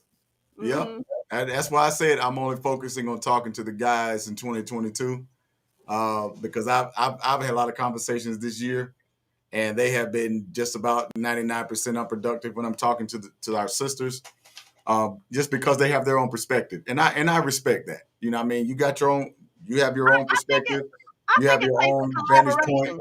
If you only get mentored by men and you don't have a female's perspective of it, you know what I'm saying? That means you're not considering her perspective at all when you come into a relationship. No. Because that's why even scientifically, even biologically, you cannot deny that studies show that a man needs to be present in both their children's life. But because even with single parents, even with the statistic with single parents, wait. I'm trying to listen to the point. Even with the statistics with single fathers, statistically, children do better with the single father than they do the mother. Now, you can fuss me down and you can say I'm this, that, and third. Get online and go look at the statistics and argue with. Oh no, I don't argue with that because of that masculine component in there. That's what the man brings. That's what we were talking about earlier. But what you were saying was that men should be mentored by both male and female. That's not true. No. Let me clarify. Let's not get okay. Because I heard you wrong. I don't think men should be mentored by both sexes. I definitely think a man can only teach another man how to be a man. But I'm saying if you don't even entertain what a woman's voice is and her perspective and what she interjects and brings to a relationship, you will only be your relationship will be lopsided because you'll never consider how the woman feels in the relationship. I'm not saying that he needs to be totally. So are you saying that men only talk about men perspectives? I Are you think trying when to say that I men are think when shallow? men I think when men are mentoring other men on how to be men, they never consider what the woman's desires and her perspective of it all. And I That's think not that's a Okay, part so of so let me I that's not think a that's part of important. mentoring. let me clarify and let me give you a final answer on that. That is absolutely incorrect. Thank you. If you are being Thank if you're being mentored by a man, Right. Yes. if you're being mentored by a man, not a male, Mhm. a man Right. who has had dealings with women, who has had Okay. success with Mhm. women. If a Okay. man is mentoring you, he's going to tell you that you can't always be about you. You have a family, you have How do children. you exactly? I agree. And Okay, how do so you think he got that perspective? it You're didn't come from missing a it, woman. missing it. You're missing it. That wisdom didn't come from a woman. That wisdom came from dealing with women. That's two totally different situations. Okay. Because I was raised with a strong-willed mother, Mm-hmm. but she didn't teach me how to deal with women properly, Mm. because most No, women teach us to always serve y'all. That's why in the 90s it was always I'll buy your clothes, I'll cook your rent, I'll cook your dinner, and I'll pay your rent, and I can't live without you. That was all in the 90s, in the 80s and the 90s, all of that, and we still listen to that today. But we get a sparingly Anita Baker, we get a sparingly Gladys Knight, we get a sparingly. I'm just saying, the information that we get as men, if Mm-hmm. it's from a man, it's a holistic approach. Because, for example, Dwayne's father, Brother Black's father, when he was teaching us stuff, he never taught us stuff from one side. He always taught us from both. He always made us think our way through stuff. He always gave us the perspective to look at certain things. But what you're saying is, anytime a man gives any kind of information, it never includes the woman. Is that what you're saying? What I'm saying is, Okay, and make sure I might have missed it. I want to be clear for Okay, I might have missed it. I might have missed it. I want to I'm be just saying. clear for myself and Uh-huh. my viewers. It's not the fact that women want to be a part of the mentoring process. We just want you to be aware and considerate of the female aspect, which you have already co-signed on when you said a man will teach you how to move with women. And that so many times when people are talking about, oh well, a man be a man, they leave out the component of how that is often left out. How do you deal with the woman correctly? Which is why women long after certain characteristics of feeling protected and feeling loved and feeling that she can surrender herself to the masculinity of the relationship. I'm not saying that a woman should mentor a man on how to be a man. I'm just saying that a man should consider a woman's perspective when they're trying to be the man of a family. You know what I'm saying? So All right, many so you times just went outside of mentoring then with that. I never said a woman should mentor a man. I No, never I'm said just saying we were outside of the topic of mentoring then at that point. That a man should consider a woman's feelings. That's another that. statement that has No, nothing to do with what we were talking that about with should no, mentoring. that should be a part. That should be a part of the men who are teaching other men how to be men. That Let me. should be Okay, I a heard part all that. All right, let me tell you. Mentoring is first and foremost teaching a man how to be a man. Period. Point blank. We got okay. males out there that do not understand how to speak up for themselves. We got men out there who do not know how to be critical thinkers, who do not know how to be leaders, who don't know their own culture. We have to teach males to be men first. Mhm.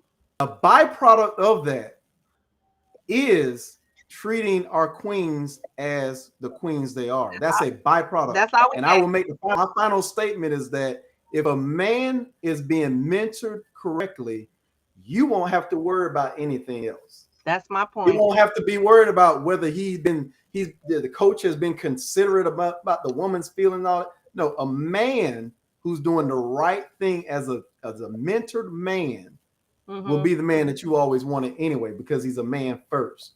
Mhm. And that's basically all I was saying. If he is correctly mentored, then that component would be included in him being mentored. How to That's treat just not what I heard. how But to okay. treat a woman. I'm that.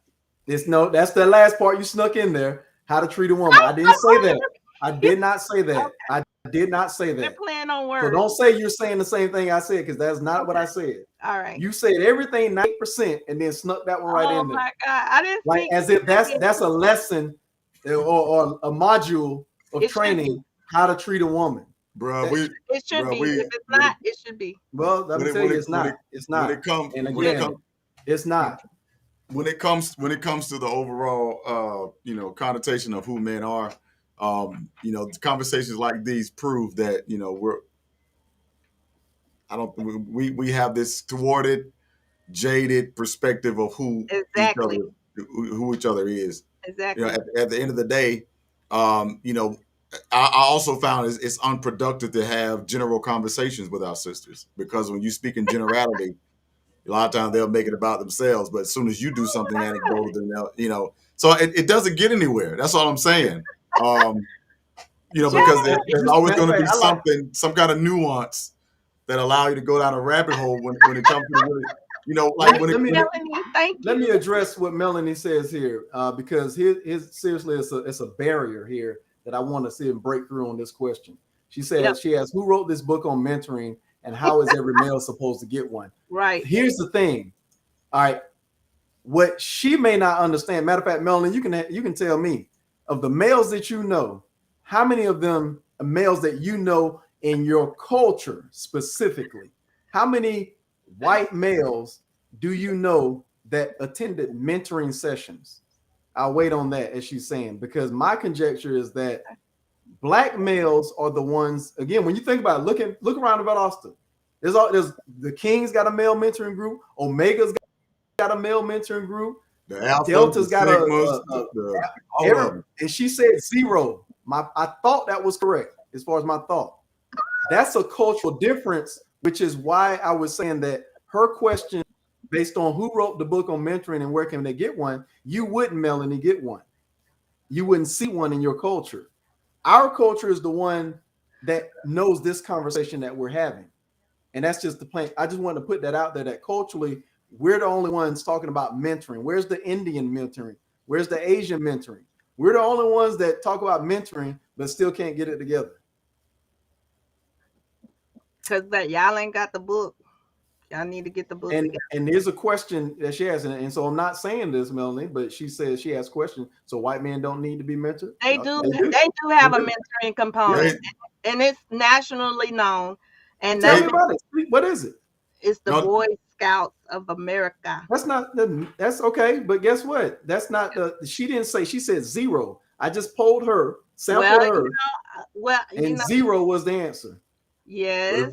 I understand that Boy Scouts are out there. We're not going to do Melanie but how at the same time, she gonna go to rescue now. She got to go rescue her sister now. The entity that you just talked about and referred to with regards to the Boy Scouts of America is the leading pedophile group out there behind the Catholic group.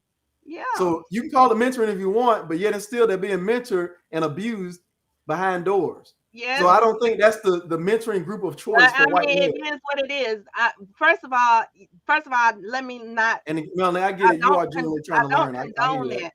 But number one, let me make my statement. Number one, we're not going to do Melanie or any other viewer like African American. Like what? Well, as an African American and a minority, and I'm working in the profession that I worked in, sometimes I would be the only representation of not only an African American but also a That's female. fine. Again, so what are you saying that we're doing manly light? Because you don't even know where I came from, evidently, if you're making that statement. My statement. So what I'm saying is, with that, me being the only person sometimes in the environment, when there is a question about race, African American race, when there's a question about women, immediately the room is looking for me to know every single fact and every single detail about my race.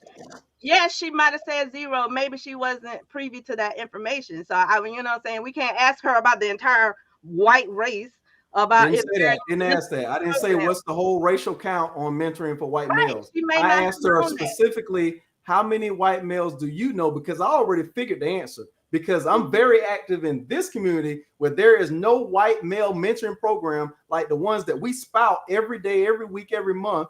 This person over here in a mentoring group, this person over here got a mentoring group. Yet and still we having this conversation about how they should be mentored, and white males don't go through that. I mean, point blank, they don't. You can call out a program, but guess what? That's not the leading program for mentoring white males in this community. It is not. There's a Kwanzaa. They also have a junior mentoring program for out of the country that exists out of the country club. But the fact is, and I'm going way down a rabbit hole, that there are some. They do have one. There are some programs available, but going way back to the street that we left off of, again, we were talking about the male and the female component of how women interject mentoring the component with males. And like I said, I don't think that women should be a part of the mentoring process when it comes to a man teaching a man. But I like you said before, there doesn't, let me get this clear. So you said to me that the fact that how to treat a woman is not a part of the curriculum for men mentoring men. Is that what you said? What I said specifically was there's no module for that. That's what if you're going to quote me, exactly what I said was, I said there's no module, air quotes module is what I did. There's no module for that. What I said as an emphatic statement is that if you produce a male out of mentoring, true mentoring, that component that you're looking for a successful male counterpart is there from the jump. And it's not about, let me do a module on how a woman should be, done this, that, and other. I mean, the point is that I didn't learn from a male mentoring program that I need to pull the chair out for my wife. I didn't learn from a mentoring program I need to open a door for my wife. It doesn't take a mentoring program to do that. What I'm saying is that it's not so formal that we're claiming, a mentoring program needs to have this into it. The point of a male mentoring program for Black males is to get them off the street, for one, and learn how to do things that are characteristic to masculinity and manhood. I think a lot of that we're not thinking womanhood off the rip with our males. And that goes back to my original statement, which was that women, you guys are not taught how to properly treat a woman. And I said, consider that.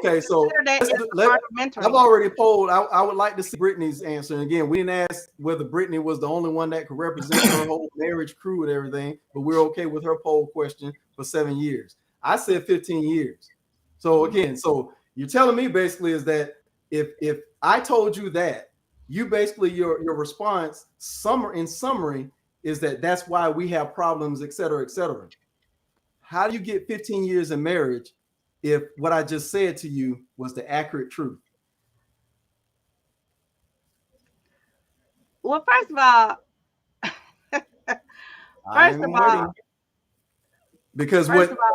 so since you're waiting and dabbling there, Brother Bo just told you every week, he told you more than 5 times in our season for 2021. The reference to my dad. He mentored us all, basically. Yes. So one is that where are you going through a mentoring program in the sense of unofficial mentoring, I challenge the very fact that you say basically that relationships can't be successful without having that woman come in it. First of all, We're in a rabbit hole, Ty. 1 second. First Go of ahead. all, you need to rewind the tape. I never said a marriage would not be successful. I initially You said asked, that's why we're here where we are now. I initially asked, and I'm still asking that a part of the mentoring for a man mentoring a man would include how to treat a woman. And no, I don't I'm have just still standing experience on from that. my dad, Melanie. No. Okay, so let me interject real quick, just to kind of break it up a little bit. First of all, we haven't addressed that that there's an overwhelming majority of white fathers who are in the home, so mentoring programs aren't as necessary in the white community, in contrast to the black community, given all the dynamics. Now, of course, I'm not saying that they don't have their problems and their issues, but the sheer numbers tell us that. Second of all, we keep referring back to this. I think the problem is Dwayne Brother Black is giving us the glass half full. You're giving us the glass half empty. Give the way you pose the question. When you come at it, because you're saying that's because we're in the situation that we're in, what you're doing is you're inadvertently blaming men for why relationships aren't working. And that's not true. If we look at the statistics, if we look at data, if we look at the fact that who's leaving in divorces, single motherhood, when it comes to what are some of the other dynamics when we're talking about, in about 70% of the relationships, the women are the ones that are usually leaving, especially when children are involved. So a lot of times our sisters are the ones that are creating broken homes. I think we're not talking about that, but when we go back to the situation, I'm not saying the men aren't contributing. I'm not saying that we aren't contributing to the problem. What I'm saying is a lot of times it gets back to that. But when you're saying that mentoring, let me just give you the just a blunt answer when it comes to mentoring. When we are mentored by men, matter of fact, we don't even have to go to mentoring. When we were coming up in elementary school, our school teacher told us to hold the door for the girls. Our school teacher taught us to let the girls go first. So outside of the mentoring program, we have been taught. Exactly. But the problem is there have been other issues that we won't ask the question, are women treating the men fair? But that's another question. To pause and emphasize what you just said is that's where that aspect took place for us. Yeah, other people intervened and told us that because our entire community has always told boys, make sure you hold the door, make sure you open the door for her, make sure you pull a chair out, make sure make sure she don't walk in the puddle, make sure you have an umbrella, make sure you pay for dinner, make sure you do that. We've been taught how to treat y'all. I think what it is. Those are only tangible. We're talking about that's tangible, and yes, we do want those things, but there is also an emotional. That just went out the window. It didn't go out the window. We want that. So now we so we got to move the goalpost. So it's not intangible. It's not tangibles. It's okay. So because what it sounds like what you're talking about, Suzanne, is a simple relationship counseling period. Is that people need to learn how to, if you're talking about some of the things like communication, I'm stabbing in the dark here. But for instance, with communication, there's not a mentoring program for that. That's between my void of being able to communicate well and where I need to be. You're not going to learn that in the mentoring program, how to talk to women, because the other counterpart of that is how that woman is talking to me. So that's something y'all got to figure out as far as y'all being two people in a relationship. So that's not going to happen in mentoring. That's where my point is. I don't know, bro. I just know that I think tonight is really highlighting a lot of the issues with men and women. Is that when it comes to, I mean, I'm always willing to hear, and I always give my personal perspective. So yes, I'm gonna come opinionated. Because I don't want us to have a show that's an echo chamber. I believe that a lot of our sisters don't know how to communicate with us. They just really don't. And I think that's just I think that's a part of them not having a lot of us around, growing up, not being mentored or not being fathered. by men. Read your statement right there. Where black women need training on positive relationships as we train it intentionally and unintentionally to deflect male leadership. Just because mama has been hurt by exactly. Whenever we say something, it's immediately cut down. It's no, that ain't it. You don't know what you're talking about. No, that ain't what I'm talking. It's always that. And I think that's why I said 2022 is going to be a huge wake up call for a lot of people. And and it could be both ways. I'm just saying there's a lot of people that's going to get walked away from at the drop of a dime, and it's not going to feel good. And again, when it comes to, I would encourage a lot of our sisters to make the change, to make sure that you are taking the steps to learn your man. Because remember, you don't have the keys to a relationship. Yes, you can walk away, but another man has to open the door to say, we're in a relationship. And so you got to be careful. I know it's empowering to leave, but you're going to come into the same problem. Like Brother Black said earlier in the show, if you're having these same issues with different people, same thing goes for brothers. If we're having the same issue with these same kind of women, it ain't them, it's us.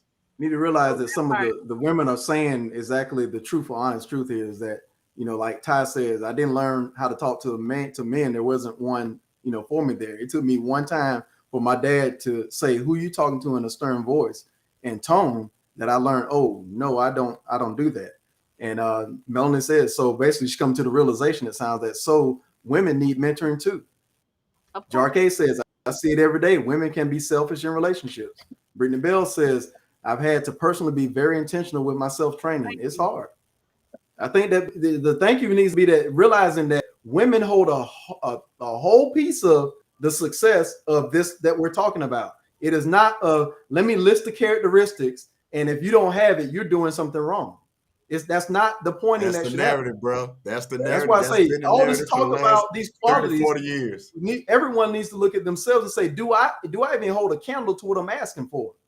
That's what a scrub is. You're not meeting the list. That's the scrub. The guy who women usually need is the one they usually leave. So the boring guy. Yeah. The guy who's a nerd. So what I am talking about, and my point of view, is unprecedented, because as you guys have established in the last 15 or so minutes, that is non-existent. What my proposal is that when men are teaching men how to be men, include a component that shows how to treat a woman. But see, that's the problem. When women, that's the problem. There's no definition of how that's the problem, Sue. Excuse me, there's just generalities. But I'm saying that's the problem, though. And when women are mentoring women on how to be so, they also include a component on how to. We're used to it. Women always included a component on how to be a wife. So, with that being said, with the resources that we have now, include a component on how to, help her, how to help her spiritually. We've already been groomed on financially and how to treat her, all of those things. But speak to the whole woman when we're doing mentoring. You know what I'm saying? So okay. I'm not saying that's what should happen because it's unprecedented. It's not happening. You guys have established that. I'm saying it should be. I'm saying it's not happening. It's not happening on a major scale. It's happening. Exactly. And I would like for it. And I think to impact and make it impactful, I think it needs to be happening on a major scale. Jessica sums it right up. One word: respect. That's what it sums up to be. I mean, it's not about how to treat a woman and bring her into spirituality, bring her into all this. I can't figure that out for you. You need to come to the table with your own spirituality firmness in place. And we can grow together. My wife and I came in that same realm. We grew together in that direction. But I can't fix you. The only thing I can give you out of my mentorship, again, the only thing I can give you out of my mentorship is respect, because a man has been shown how to respect of the men and other people in general, human beings. I So think that's why I say everything that a woman should be looking for or expecting for that man to come and propose himself to be an ideal counterpart, he should have learned in mentoring to be the right human for the other human. Now, as far as what voids you all have and what voids we have, you can't fix me, I can't fix you. We need to be doing some work offline to say, again, I can't blame your mentoring program because you didn't learn how to treat a man. Anything that you learned in mentoring program is not going to be the solution for marriage. It's a byproduct of how to walk towards a relationship, but you have no idea what that man that you're pairing up with has gone through, has been told, has been taught, has been experiencing. Mentoring can't fix that. Absolutely. Mentoring can't make you a solid person. It's a process. And at the end of the day, that individual that has been susceptible to that mentorship is going to have to take ownership of what they were, taught in that program. I'm just saying that it needs to be a part of the component. And we can remove the title of male and female if you want to, and it's just not even about that. It's like Brother Bold already said, is that if you're in the right circles, whether it's mentoring, whether it's your the people that you pass by passively, we were already taught those simple things as far as basic principles of respect, basic principles of chivalry, which we already challenged earlier this year, that chivalry might even be limping. Chivalry, so they kill chivalry. There's some things that the things that give you the impression that this is the man that might be the one for you, you discredit. If you're discrediting the things that really are the gateways to the relationship, and you want somebody to actually have gone through facets of how to treat a woman, but you negated the gateway to that, you've already lost the battle with the male-female counterpart. I do want to go back to what Melanie keeps asking. She asked, which I'm just going to say is not a question that is for us to be able to answer, but it's a general question. She's like, where does one get mentoring? And I keep going back to that because we kind of threw that out the window because it was so far off into left field as it seemed. But I'm going to go back to it because she's asking a clear question. Like I said, I backed that up based on a generality, which was polled by one white individual, yes.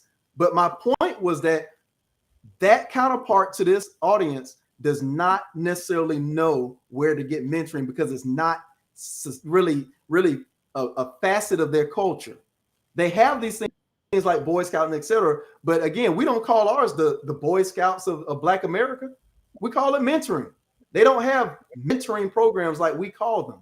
And the intensity that we call them, because they're not in the same scenarios that we are in South Valdosta. They don't need a damn mentoring program. Like you said, they go to the country club. Oh, whatever mentoring program is there, I guarantee you it's not the mentoring program that the Omegas are doing, because it's not the same touch points that are necessary. They don't have the same debacles that they're going through to get children on the right path. So mentoring is different. And so to answer a question, where does one go to get mentoring? It depends on what culture you're in. If you're looking for, as far as to answer the question for Black males, you got to reach out to one of these fraternal organizations. Some of these, like the Kings that Joseph Moore runs, these are some mentoring type programs. She also said something about, will women need mentoring too? And what she meant by that, I was wrong. It wasn't a general statement for her. She was really asking, where do women go to get mentored? I don't know the answer to that because I don't send women to mentoring programs, but we do have the Mental Wealth Center that we talked about earlier. So there these are are some women that we may be able to offer people. There are some women and young girls, actually, teenage mentoring programs. I actually was in a co-ed mentoring program for 6th grade to 12th grade. So those programs they exist. You do have to seek them out. A lot of them are registered within the different school systems and they're termed after school programs. A lot of the mentoring programs are attached to an after school program, and there is a society that you go to that the facilitators of those programs go to get training. So I've been to those trainings. They're usually held in North Georgia, where you go and get credit. Do Continue you have a name of the outward. program that she can reach out to? Yes. There And while for you're go ahead. I'll type it in. Go ahead. Okay. And while she's typing that, Melanie, I would ask also, what age bracket are you referring to? Are you referring to middle school, 6th grade up to 12th grade? Or are you referring to grown adults needing mentoring for leading into marriage? I mean, what are we talking about when you ask the serious question there? Another thing that, maybe in reference to what you're talking about also is Girls on the Run. They provide a mentorship type of a program. They don't call it mentoring. So it's labeled differently, but the fact is that it's an after school program, just like Suzette said, to where girls can actually be with other girls and learn principles of success. But like I said, they don't run mentoring programs like Booker runs mentoring programs. It's the emphasis is somewhat different. Well, the challenges that we face are definitely, and the cultural Correct. challenges that we face are different. So yes, that's a given. But if you are looking to be mentored, no matter what color you are, there is resources out there. You just have to be vigilant with trying to find out what they are. Locally, we have Girls to Women by Faith Inc. I think Latanya runs that program. I'm not sure, but she has a program for young teen girls. Um, we did have a debutante program with a component of mentoring here in Valdosta, locally, Teen Explosion. Some the after Georgia headquarters for that is GTI, Georgia Teen Institute. And what that organization does is it has a mentoring program for all teens across the entire state of Georgia. So if you have a nonprofit organization or a mentoring organization, after school organization, you can register your organization with GTI, and GTI offers them mentoring and workshops and conferences throughout the year. And then in the summer, they will offer your teen group a free summer program. And what that program kind of aligns them with is, general stuff like college preparedness, leadership skills. They did a workshop on mindfulness a couple of summers back. And that program in the summer, they get um free lounging. They stay at a college. A college hosts this program. They get three free meals a day for a week. So they go for a week for mentoring and classes and all of this stuff. But there are resources out there. Let You me can ask reach you, out to do any of those organizations teach them how to treat men? Because I didn't hear that. in No. the G, I know Girls on the Run doesn't do that. teach them how to be men. Is that what you said? How to Nope, didn't say deal that. with men. How to deal with men. But like I said, I don't know personally. This is a collaboration of It's a no. It's It's a a no. no. we don't. Okay, I can't answer that because, like I said, it's statewide. It's over Georgia. I can only answer to the organization that I was a part of. No, we didn't teach. And that's why I'm asking The for co-ed Melanie's question. organization. She said, "How can she answer that?" I'm asking because she's representing them. Just to get to Melanie's question. That's all. The co-ed organization that I was with, we didn't specifically teach them how to treat specifically how to treat a male or a female, just how to treat a person, so to speak. So we didn't necessarily Sounds quite similar to what I said. we didn't necessarily Hmm. like I said, what I'm asking for and what I'm proposing is unprecedented. It doesn't exist. I want it to exist is what my stance was tonight. So I would then suggest, since you're a part of these programs, that you would be a counterpart to be able to suggest that proposal to them. Mm-hmm. Yeah, I mean, if it's I'm willing to fight for it because as difficult as it is tonight, I still think that it should be a component that should be taught. And so, yes, I am willing to fight for it. And once I, start my own nonprofit, that will be definitely one of the things that I would like to highlight. It won't be the main focus, but it will be a part of the curriculum, because I do feel that that's a part of the mentoring, or a component that doesn't exist, that may actually help some people in some relationships moving forward. If we talk about the real components of what makes a relationship work and what doesn't, which you talked about, getting with couples, successful couples. So we would take, real examples of what success looks like, and then try to teach those components to, upcoming young adults. And hopefully that'll have a ripple effect as they get older, and hopefully change the trajectory of what we got going on now, because apparently what we got going on now is not working. Yeah, I say it is in the sense of my 15 years, but that's just me being selfish. I'm just saying, Brittany Bell, 7 years, I guess that's not working either. And I can call out some others that are in Valdosta that actually have long-standing relationships. I'm trying to tell you. So if you look at, I don't follow that trope to say that what we have going on now isn't working. I hate that's that color. That's that color purple stuff. I'm not gonna let that color purple stuff. Nah, I'm not gonna let 50% of men. I'm not gonna let both of you twist my words around and say that any of those marriages you just named are not working. And first of all, currently I'm not, but I put in 22 years. So if somebody can tell me how to get through that 23rd year, I'll take that advice. If we're gonna put it out there like that. Did you go through the mentoring program? I'm not speaking to that. I'm speaking to the statistics. I'm speaking to the statistics. Maybe you should have reached back to the mentoring program with that component. It doesn't exist. I already said that. Right. You're right, Melanie. I agree. I think that there's a whole lot of the troping going on that really speaks in a negative tone to both. I'm not going to say just to me, and I know that's triggering. So to both. I think this all black men are in jail and all that kind of stuff. That particular trope was debunked in the 80s.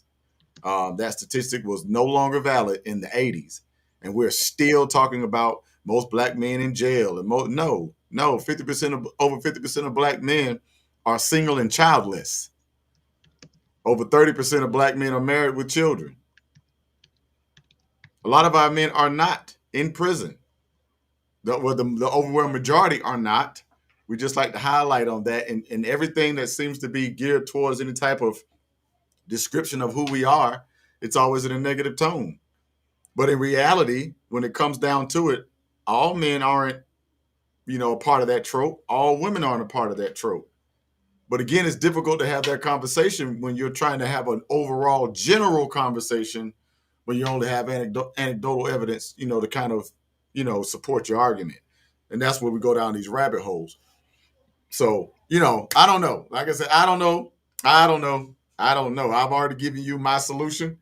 All the young men, that I'm mentoring, all the young men that I'm speaking with, all the young men that are teenagers, I'm telling them do not interact with girls. I'm telling them don't get a girlfriend. I'm telling them don't get in relationships. I'm telling them to go find you a skill, go find you a trade, chase your money, chase your dreams, chase your talent, chase your skill, chase the bag. Because my mama told me, you always run out of money chasing women, but you'll never run out of women chasing money.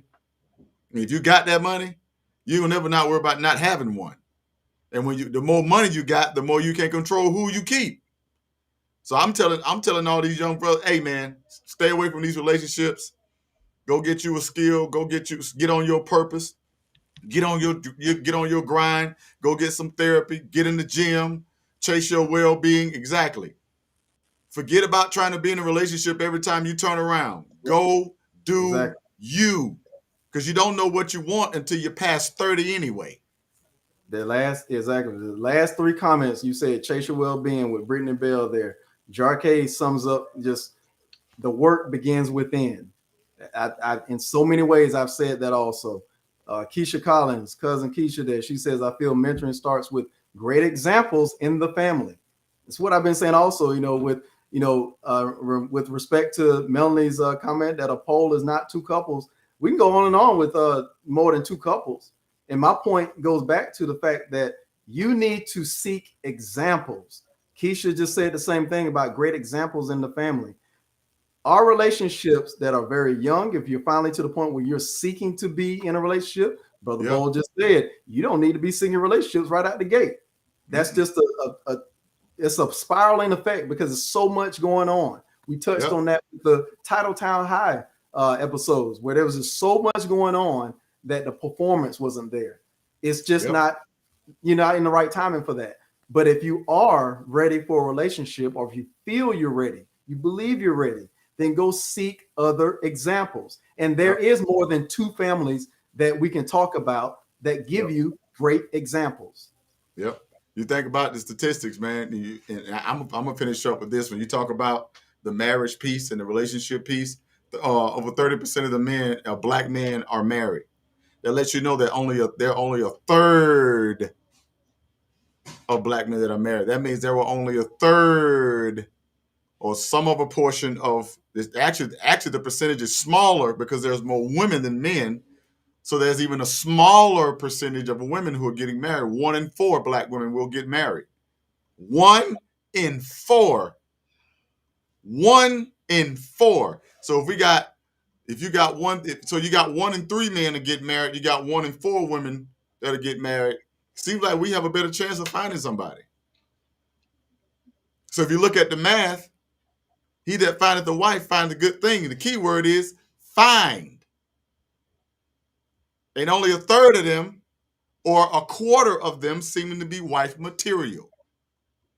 Now, you can argue with that all you want to. That's statistics. That's the reality. That's what we can pull off. Those are the ones who are married. Those are the ones who are not. So if you are not married, I think you might need to be looking and find out if you're wife qualities. If you're a wife or if you're a partner. Figure out which one you're going to be. And then when you get in front of that man, you tell him, I am not a wife. I'm a partner. So that man can know at that particular point, he can say, you know what? I don't want no partner. Or I want a wife. Or I want a partner and I don't want a wife. Put it out there. Because all wives are not equal. Sorry. Some are partners, some are wives. Put it out there, ladies. Let us know who you are from the very beginning. At that very date that you say you're going to pay Dutch on, but most times you don't. That date, tell that man, I am a partner. I got a mouth. I talk back. Da-da-da-da-da. And if he call you for a second date, then you'll know he cool with it.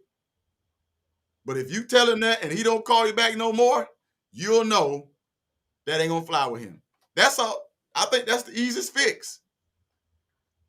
I think that's the easiest fix because we're not concerned about your degree. We're not concerned about all of what you do, your job and all that. We're trying to find out, can you bring us peace at home?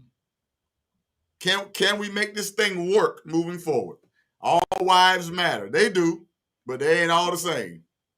So that's my, because if you give, hey, what is this? What do you want? What do you want? What you're gonna get 5,000 answers. Because one gonna want masculine and the other want masculine who's actually macho. The other one want masculine, but you can only do it for 2 minutes. The other one, no. Just come up front and say, look, this is who I am. This is who I am. Like Brother Black said, you got 5 days. And I promise you, most of the time you're going to be walking away. Because to get genuine on a consistent basis, that's when you know you got something. So that's me. I don't argue. I do like my granddaddy told me. My granddaddy said, if you give a monkey enough rope, he'll hang himself. So let people do what they're going to do. And if you don't like it, peace out. But don't wait 5 years after you done had a baby or 2. No. Because just like you want him to have a condom, you should have one too. Matter of fact, y'all got more contraceptive choices than we do. So don't have no children. Don't do none of that stuff. Have that conversation. Go on them 2 or 3 dates and figure out what y'all gonna do and keep it moving. Mm-hmm. But that's a whole nother situation because, you know, some people got to have the last word and some people got to fuss and fight. And I ain't arguing. I'm just passionate. I'm going to let you have your passion, boo. Who you talking to? I was talking to you. Oh, let's be clear.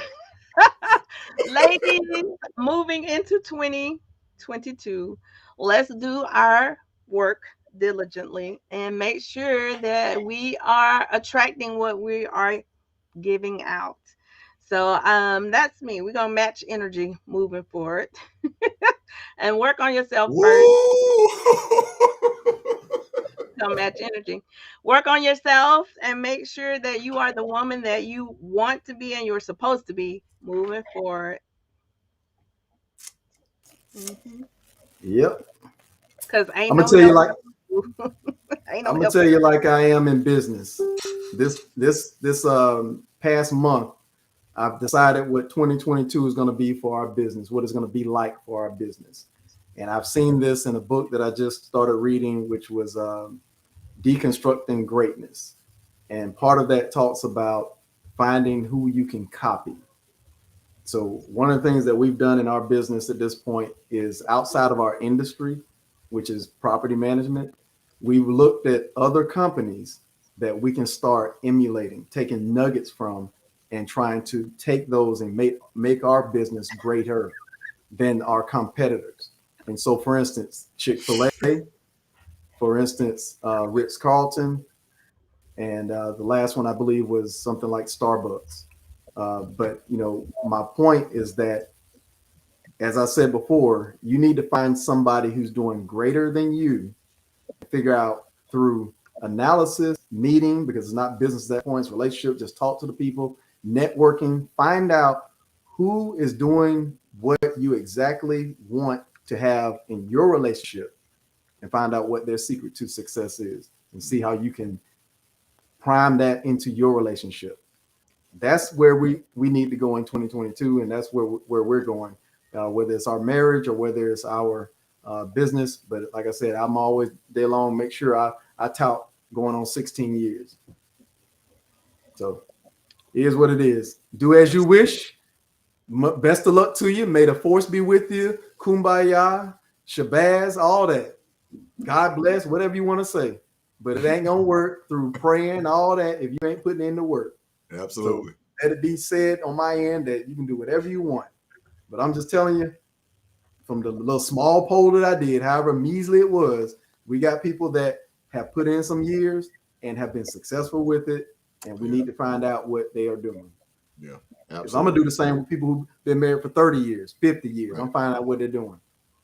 Find you some relationship examples that are not celebrities. Find you somebody who live in your Please. neighborhood. Thank you. Somebody who you related to. We don't want to hear another conversation about Brittany Renner and Nene and all. We don't know these people. We know them because of TV.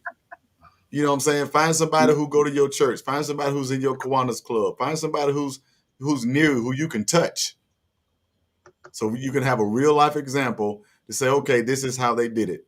Because a lot of us, we've lost our grandparents. If they haven't gone on, then they're up in age, and a lot of them probably won't even share a lot of that stuff with you anyway, because a lot of them were very, very private.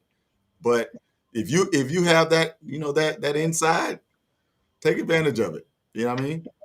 Get connected with people who doing what you want to do, and maybe at that time you'll be able to see that mirror, and find out certain things that you may do, and have given yourself a license to do just might not be the most productive way of handling it. So, hey, we love y'all.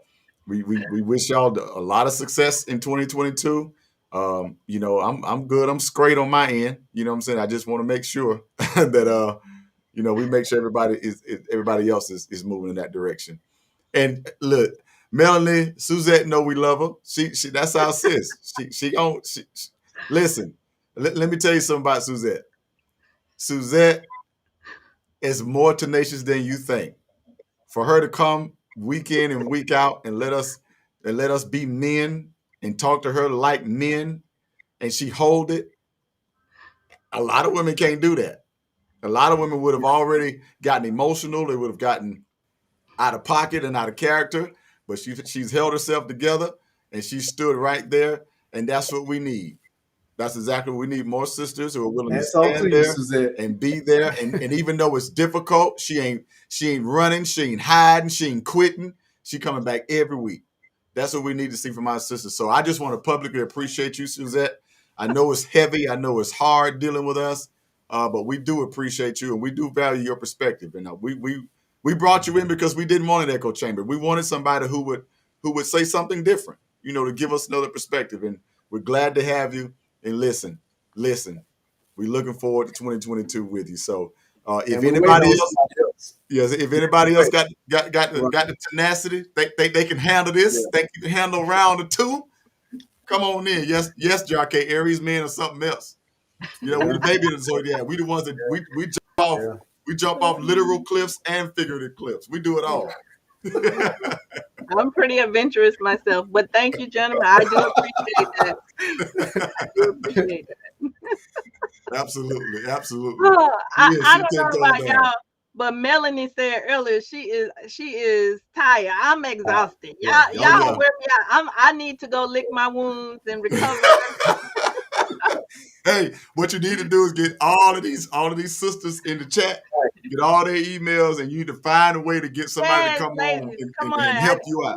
Well, you guys promised us a platform, so we're looking forward to that in 2022. Ladies, be on the lookout. We're gonna have an all ladies show. We are, and I'm holding them to that because we definitely need to coming together of the minds. Dr. Bell, I'm gonna have to call Dr. Hill. I need everybody, all my queens on deck for this one. So, absolutely. Be on the lookout. I'll definitely be in touch with you guys as we talk about what we need to talk about as women, because women understand our concerns and our challenges. And so I definitely want to talk to all my queens. Let's address these hard issues and talk about it so that we all can be better, be bigger and better as we move into 2022. For sure. And we definitely have the Lions Den. We're going to be reconvening that on this Sunday, and it'll probably be around 2. But that's just for the men. That's strict. But sisters, if you want to come and join the conversation, you can. But it's primarily for the men. We're going to talk about men issues, and we may even rehash some of the conversations we've had on here, just to kind of flesh out more of a conversation, and also for you all to see that it's just not the two of us that feel this way. There are a lot of guys, that in your life or, in our lives that feel the same way that you just might not know. So we definitely want to do that. And Miller said we can have it. I know it's going to be tough. I know y'all can't handle a lot of that because remember our leadership got to be docile and it's got to be, we got to be soft-spoken.